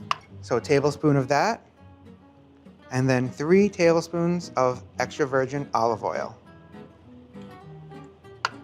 And last but not least, just a couple of cracks of black pepper. Put on your lid, give it a couple of pulses. We're just looking for a nice spreadable consistency. This looks great and it smells delicious. Now all that's left to do is to put everything all together. So I'm using some sliced bread. This is the kind of bread that my grandmother used to have for us growing up. You could find it in most bakeries, just a good boule, Italian boule. So first we take our garlic butter and spread a nice thin layer onto one side of the bread. Make sure you get every crevice, every nook and cranny of this bread. And same thing.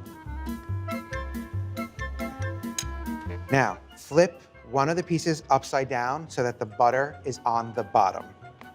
When we put this in, the butter will be on the outsides of the sandwich, and it's kind of gonna be like inside out garlic bread. Up next, our artichoke tapenade. Just enough to cover our bread. Tastes better on the sandwich than it does on the board, I'll tell you that much. Okay, next up, mortadella. Mortadella is one of my favorite cold cuts, as we would say here. It's fatty, it's so flavorful. This one has gorgeous specks of pistachio in it, and it's just so delicious. I like to pile it on. Sandwich is all about the fillings. I think I'll do one more piece just because why not, right? And then some provolone. This cheese will melt nicely and it's just gonna provide a nice, sharp flavor to the sandwich. Cover it up, butter side on top, and it's ready for our panini press. You can hear that sizzling already. We're gonna cook this low and slow, about 3 to 5 minutes until it's nice and golden brown. I can hear the butter kind of sizzling. Can you hear it? I think it's done. Oh, yes, it is. Carefully slide it to the board. Look at the cheese. Oh, crispy where it hit the griddle. Now that this panino is ready, all that's missing is a perfect beverage to serve alongside it.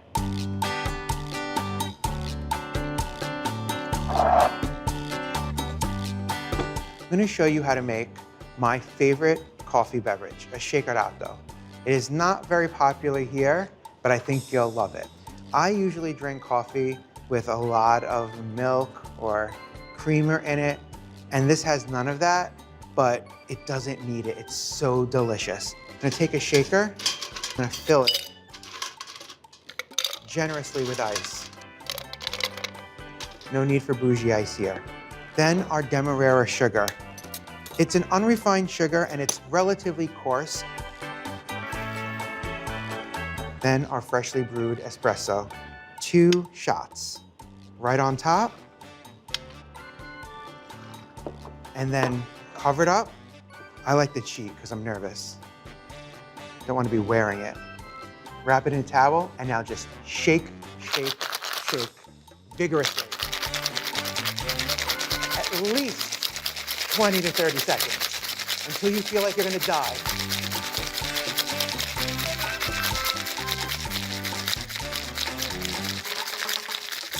Don't give up. Okay, my arms hurt. See? Saved myself from wearing that. While you might not need bougie ice, this drink calls for a bougie glass. And shake it out. The sugar creates this foam. Keep going. We want all that coffee and all of this beautiful, slightly sweet foam.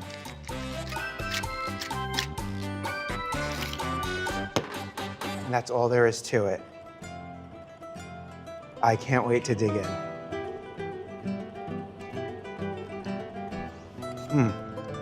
This drink is so simple, but so perfect. It's just A marriage made in heaven.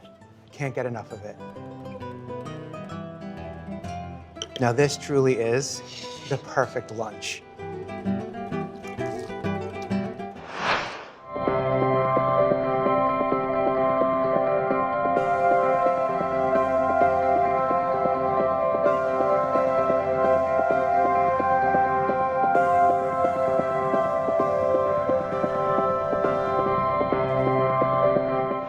Sometimes the news can be difficult and overwhelming for kids to understand. Will coronavirus come back next year? So to help make sense of it all, we've created a newscast just for them. Man, you know a lot. We hope your family will watch Nightly News Kids Edition.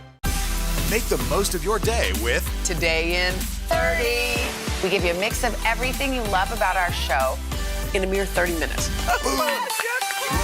Watch Today in 30 on your schedule, streaming every day on Today All Day. The Meet the Press Chuck Toddcast, free wherever you get your podcasts. Make the most of your day with Today All Day. Get closer to all your friends at Today in a whole new way. Today in 30. We give you a mix of everything you love about our show in a mere 30 minutes. Shop today with Joe Martin. We're helping you shop like never before. The latest styles and biggest names. Today food. Things are heating up in the Today All Day kitchen. Cooking essentials and recipe inspiration. Get ready. Are you ready? Oh, I'm so ready. Only on Today All Day. For breaking news in our changing world, download the NBC News app. Today is now a podcast, available every morning. Listen wherever you get your podcasts. Some experts say that this bill still isn't enough. Do you accept that criticism?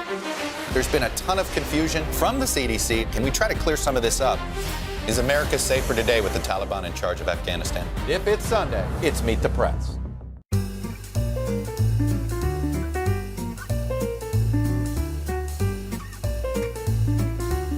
Tiramisu is the quintessential coffee-flavored Italian dessert, and it's the perfect balance of coffee-soaked ladyfinger biscuits, savoiardi, and the delicious, decadent mascarpone cream.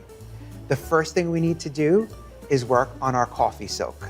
I reserved the rest of the coffee from this afternoon's mocha pot, and I brewed another one. We need 2 cups of our espresso. So a 1/4 cup of sugar is going to go into this, along with a 1/2 teaspoon of vanilla, just for a little extra flavor. That's all that we need for our soak. Whisk it up to dissolve all that sugar. Perfect. We'll let this cool now while we work on the remaining components of our tiramisu. Now I'm going to make the mascarpone cream. This is my favorite part of a tiramisu. It is so tasty. I honestly could sit there with a spoon and just eat the cream as is, but I'm gonna be nice enough and show you how to make the tiramisu from start to finish. We need eggs, both the yolks and some of the whites. I need 4 of the whites and 6 yolks. Super important that you don't get any yolk or fat into your whites, or they're not going to whip up later.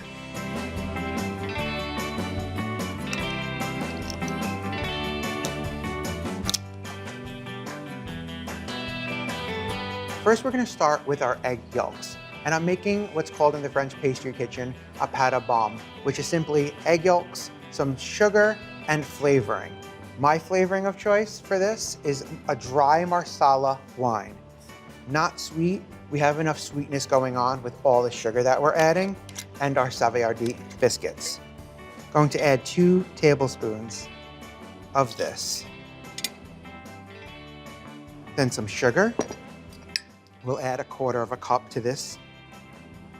Some salt, 1/2 teaspoon of that, and we'll throw a 1/2 teaspoon of vanilla in as well. When baking, I like to add like flavors to separate components to kind of tie them all together. Now, grab a whisk, give this a quick initial stir just to combine everything, and then I set up a double boiler situation where I have 1 inch of simmering, barely simmering water, and we're going to place this on top and whisk away to slowly begin to thicken this mixture, cook the eggs the slightest bit, and to dissolve the sugar. Carefully nestle this right on top. The bottom of your bowl should not be touching the water. And then just whisk away until it begins to thicken. It will lighten in color.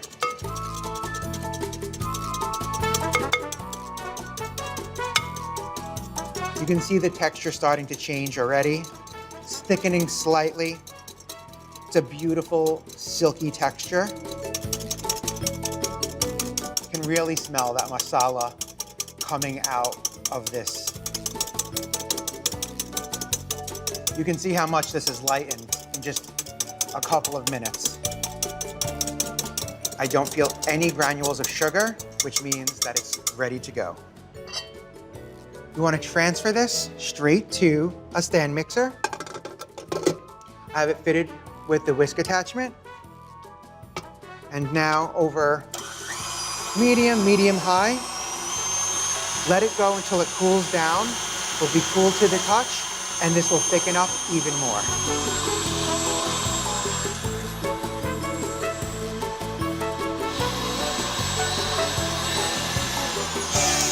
Perfect. It's no longer warm, it's pretty much room temp, and you can see how it's thickened, and we're getting these beautiful ribbons. Thank goodness for this machine, because I can't even imagine how hard it would be to do this by hand. Up next, one of our star ingredients, mascarpone cheese. It's basically the Italian version of cream cheese. It's the best way to describe it. And I'm using a full 16-ounce container. And just add that right into our yolk mixture. Get that all in there. Okay. Put that back on. And you want to mix this just until it's combined. If you over whip it, you can break this batter.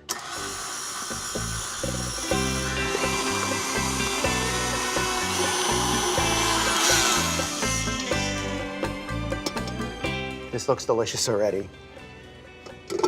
Set this aside. And onto our whites.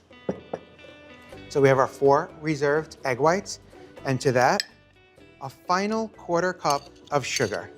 Add that in. Start with a clean, fresh whisk attachment.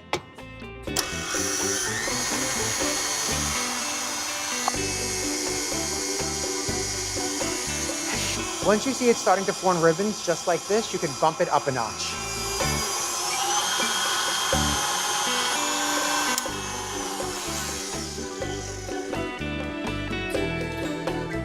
That's perfect. We're not looking for super stiff peaks here, just soft to medium peaks.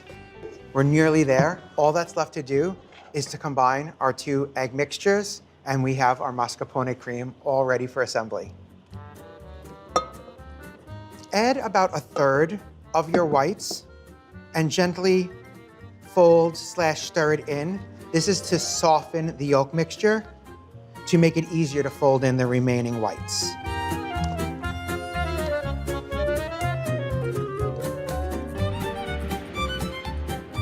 These egg whites are going to lighten the overall mascarpone cream and just give it this beautiful, airy, moussey consistency.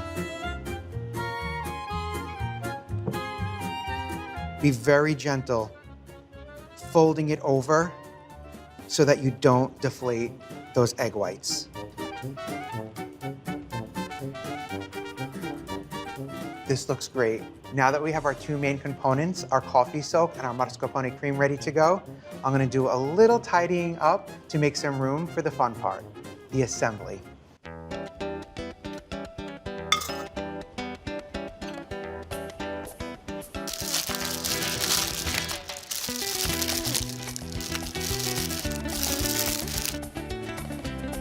Grab yourself a casserole dish. I'm using a 7x11, but a 9x13 will work for this recipe. You'll just need a few extra lady fingers, but you'll have plenty of coffee and plenty of cream. Grab your savoiardi or lady fingers. They're super crispy and feel hard, but they are made for things like this. They're going to just absorb that coffee instantly and get nice and soft and give us the best mouthfeel when we bite into our tiramisu. The trick is to be quick. If you leave it in the coffee too long, it's gonna absorb too much of it and disintegrate and lose its wonderful texture. So one at a time, boom, it's all it needs. And then start lining your casserole dish.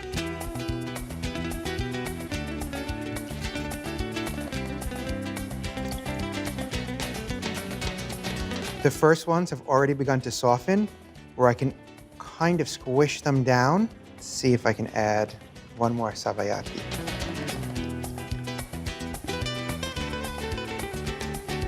Perfetto.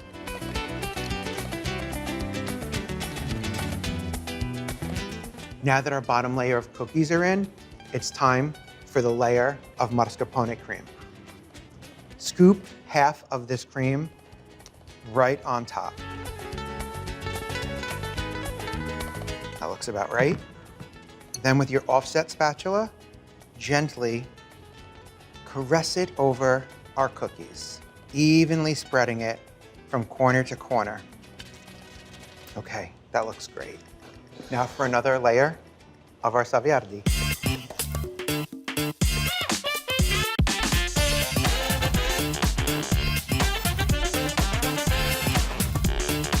At this point, you don't have to, but I just can't help myself. I'm gonna just put a little zigzag pattern on top just to make it the extra littlest bit prettier. Gorgeous.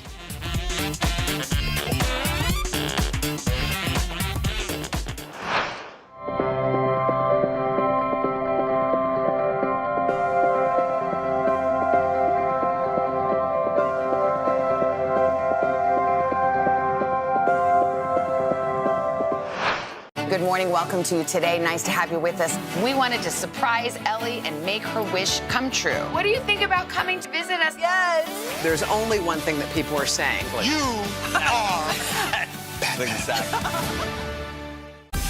Make the most of your day with Today in 30. We give you a mix of everything you love about our show. in a mere 30 minutes. Savannah and Hoda bring you what you must know. The biggest moments of the morning. One Republic! Exclusive interviews. Why did it work for you? You're right. I am more talented than the rest. And important headlines. Major medical news this morning. Watch Today in 30 on your schedule. Streaming every day on Today All Day. It has been a long year. Yeah, where it's been anything but normal. Well, now there's hope. The COVID vaccines. I know. It's been a little confusing. Like really confusing. So it's more important than ever to make a plan. Visit planyourvaccine.com to find out where and when to get your vaccine. What are you waiting for? Roll up your sleeves and plan your vaccine. Plan your vaccine. Plan your vaccine. Some experts say that this bill still isn't enough. Do you accept that criticism? There's been a ton of confusion from the CDC. Can we try to clear some of this up? Is America safer today with the Taliban in charge of Afghanistan? If it's Sunday, it's Meet the Press. For breaking news in our changing world, download the NBC News app. The Meet the Press Chuck Toddcast, free wherever you get your podcasts. Sometimes the news can be difficult and overwhelming for kids to understand. Will coronavirus come back next year? So to help make sense of it all, we've created a newscast just for them. Man, you know a lot. We hope your family will watch Nightly News Kids Edition. Today is now a podcast, available every morning. Listen wherever you get your podcasts. Let's get this bad boy unwrapped. You can see the cream has kind of set. All it's missing is just a little bit of a garnish, some cocoa powder. You want to be nice and delicate, gently tapping your strainer to get just wisps of this gorgeous cocoa powder. And finally, it's time to dig in. I think I want this corner piece. Glides right in there. Those lady fingers have softened beautifully. Can you see those layers? The lady fingers have truly absorbed all of that coffee, and there's very little of the actual cookie left. It's super soft, and those gorgeous layers of cream. I can't wait to take a bite.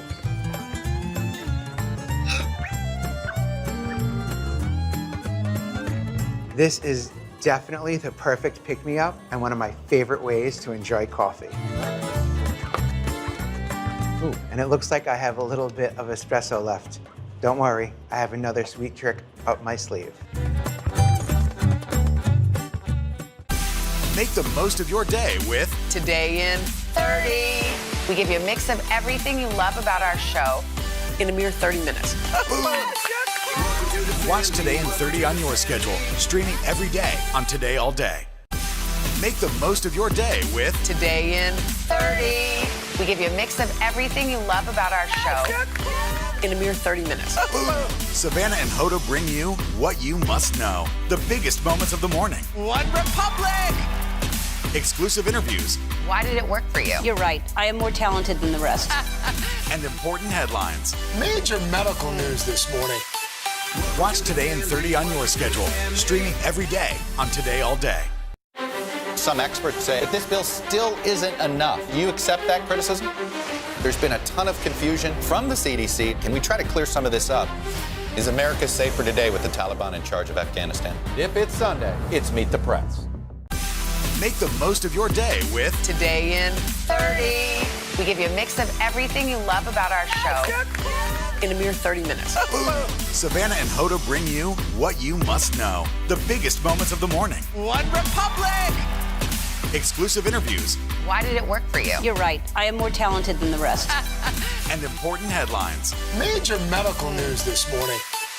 Watch Today in 30 on your schedule, streaming every day on Today All Day.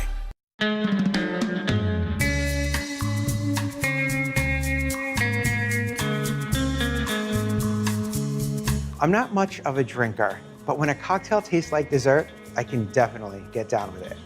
The first espresso martini is credited to a British bartender who first served it in the 1980s. But unlike most nightcaps, this one packs a punch and will keep you up at night and keep that party going. So take it easy. People love this drink because it's so easy to make.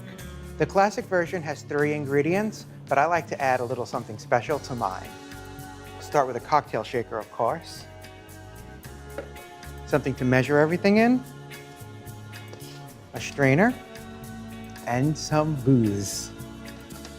I'm using vodka and coffee liqueur in this. The first step is to load your cocktail shaker with some ice. Then I took the leftover espresso that I had, threw it in the fridge to get it nice and cold, and I'm going to add 2 ounces straight into our cocktail shaker.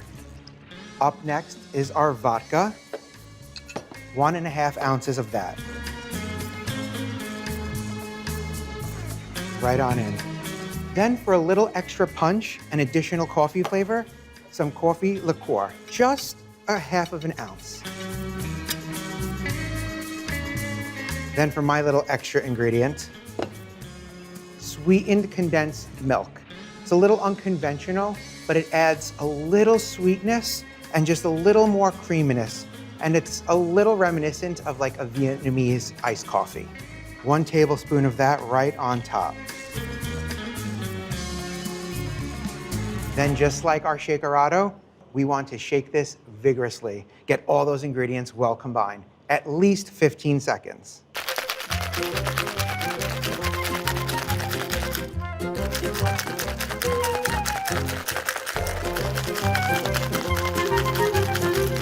Okay, our shaker is super frosty.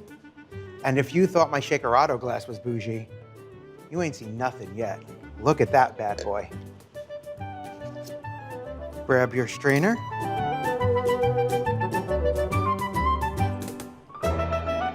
Look how delicious, how creamy. Get every last bit of that.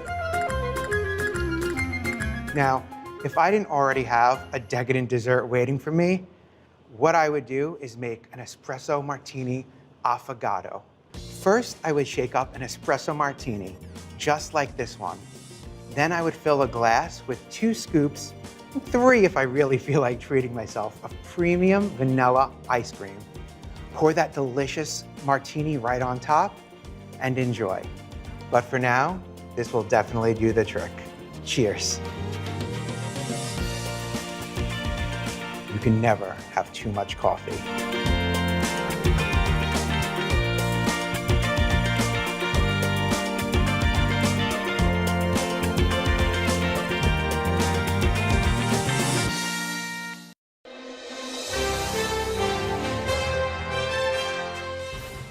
Morning. Here he is, the amazing Ben Platt. He is here. He's got a new album. It's out today. It's called Reverie. Today is the day, and Ben's going to treat us to some incredible performances throughout the morning. But before he does, the man of the hour, Ben, good morning. I know it's early there. How you doing?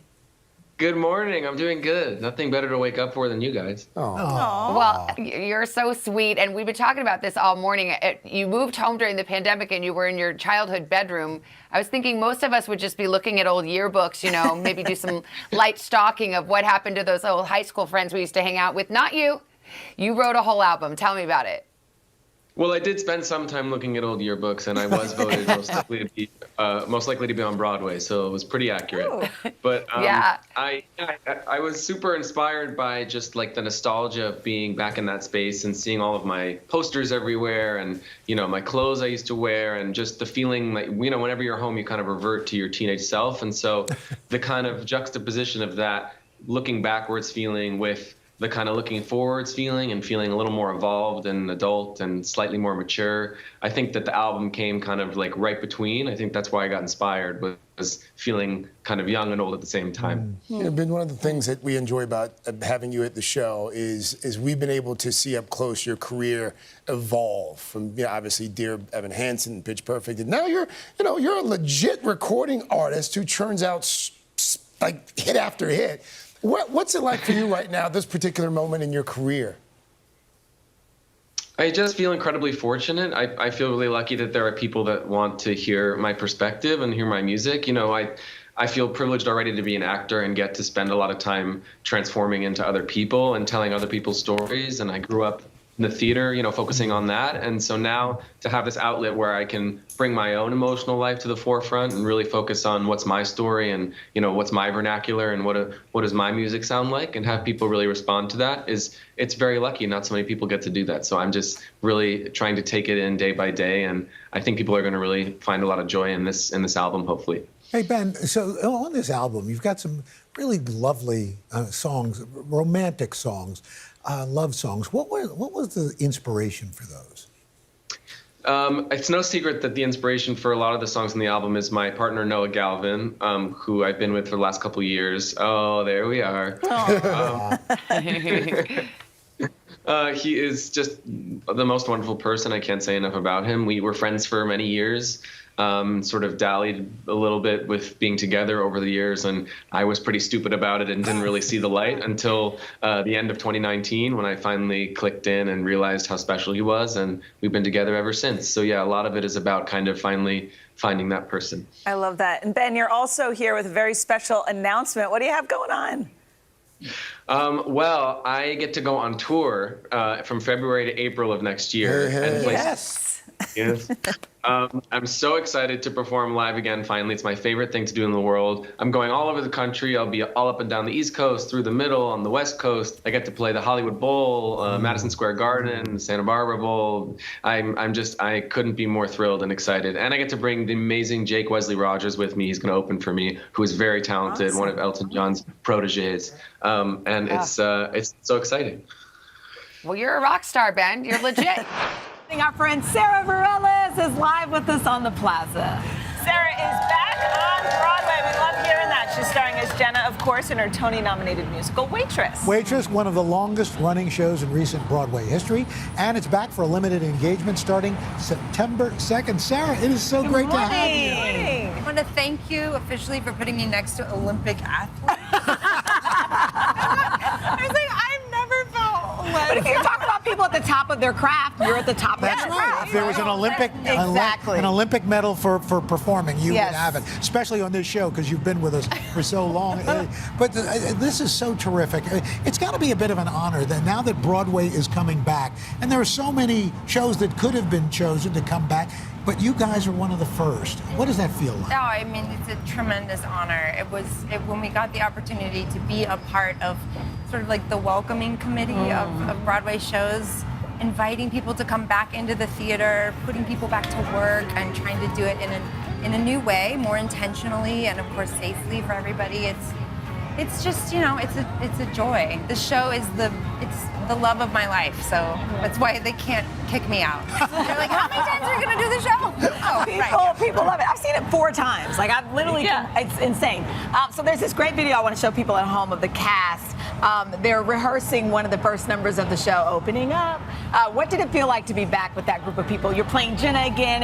You guys are all together again. What was that like? It was so surreal. I mean, you see us, this is literally the first time we sang the song together, and we're all back, and so many people of our cast are you know, returning members. This is a real family for us. So to get to be back in the room together was truly magical. It was magical. And speaking of family, I know Waitress was hit especially hard through the pandemic, losing beloved castmate Nick Cordero to COVID. I mean, what does it mean not only to be one of the shows back, but to have the whole cast kind of, I mean, go out there and do it for him? Yeah, it was, you know, one of the first things we discussed when we were all back in the room together, and we're talking about different ways we want to honor him, you know, through the life of the show, and working with his wife Amanda, and just you know, Broadway lost a really bright light, and our Waitress family will never be the same, but you know, we got to know him and to love him, and that's such a gift, and reminds us all how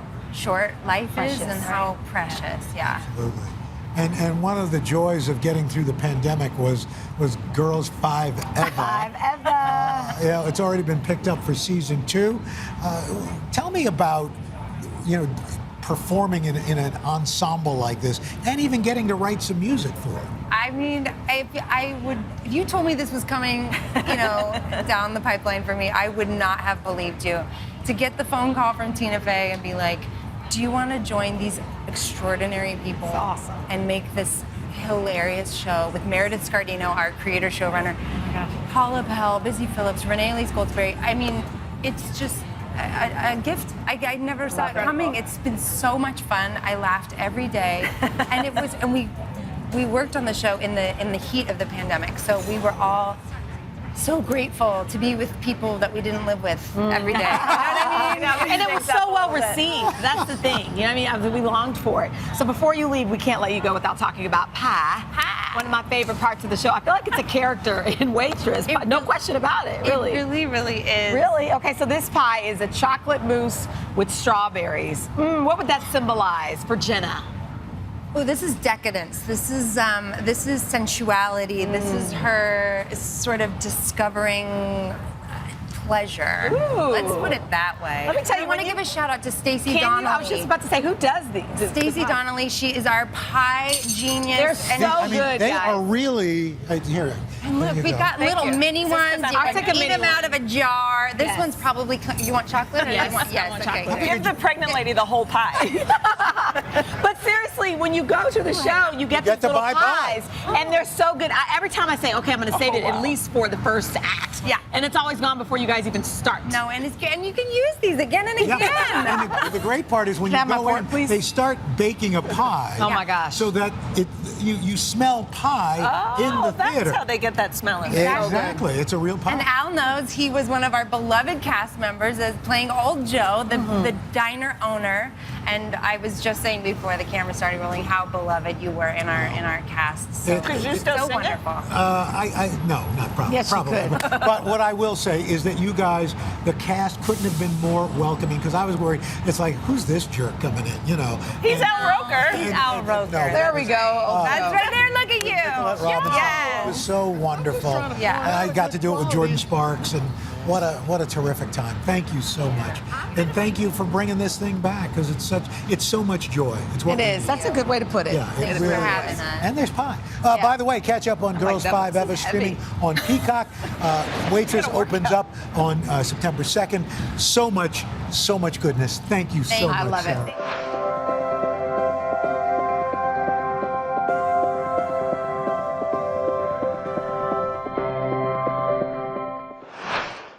Good morning, everybody. Welcome to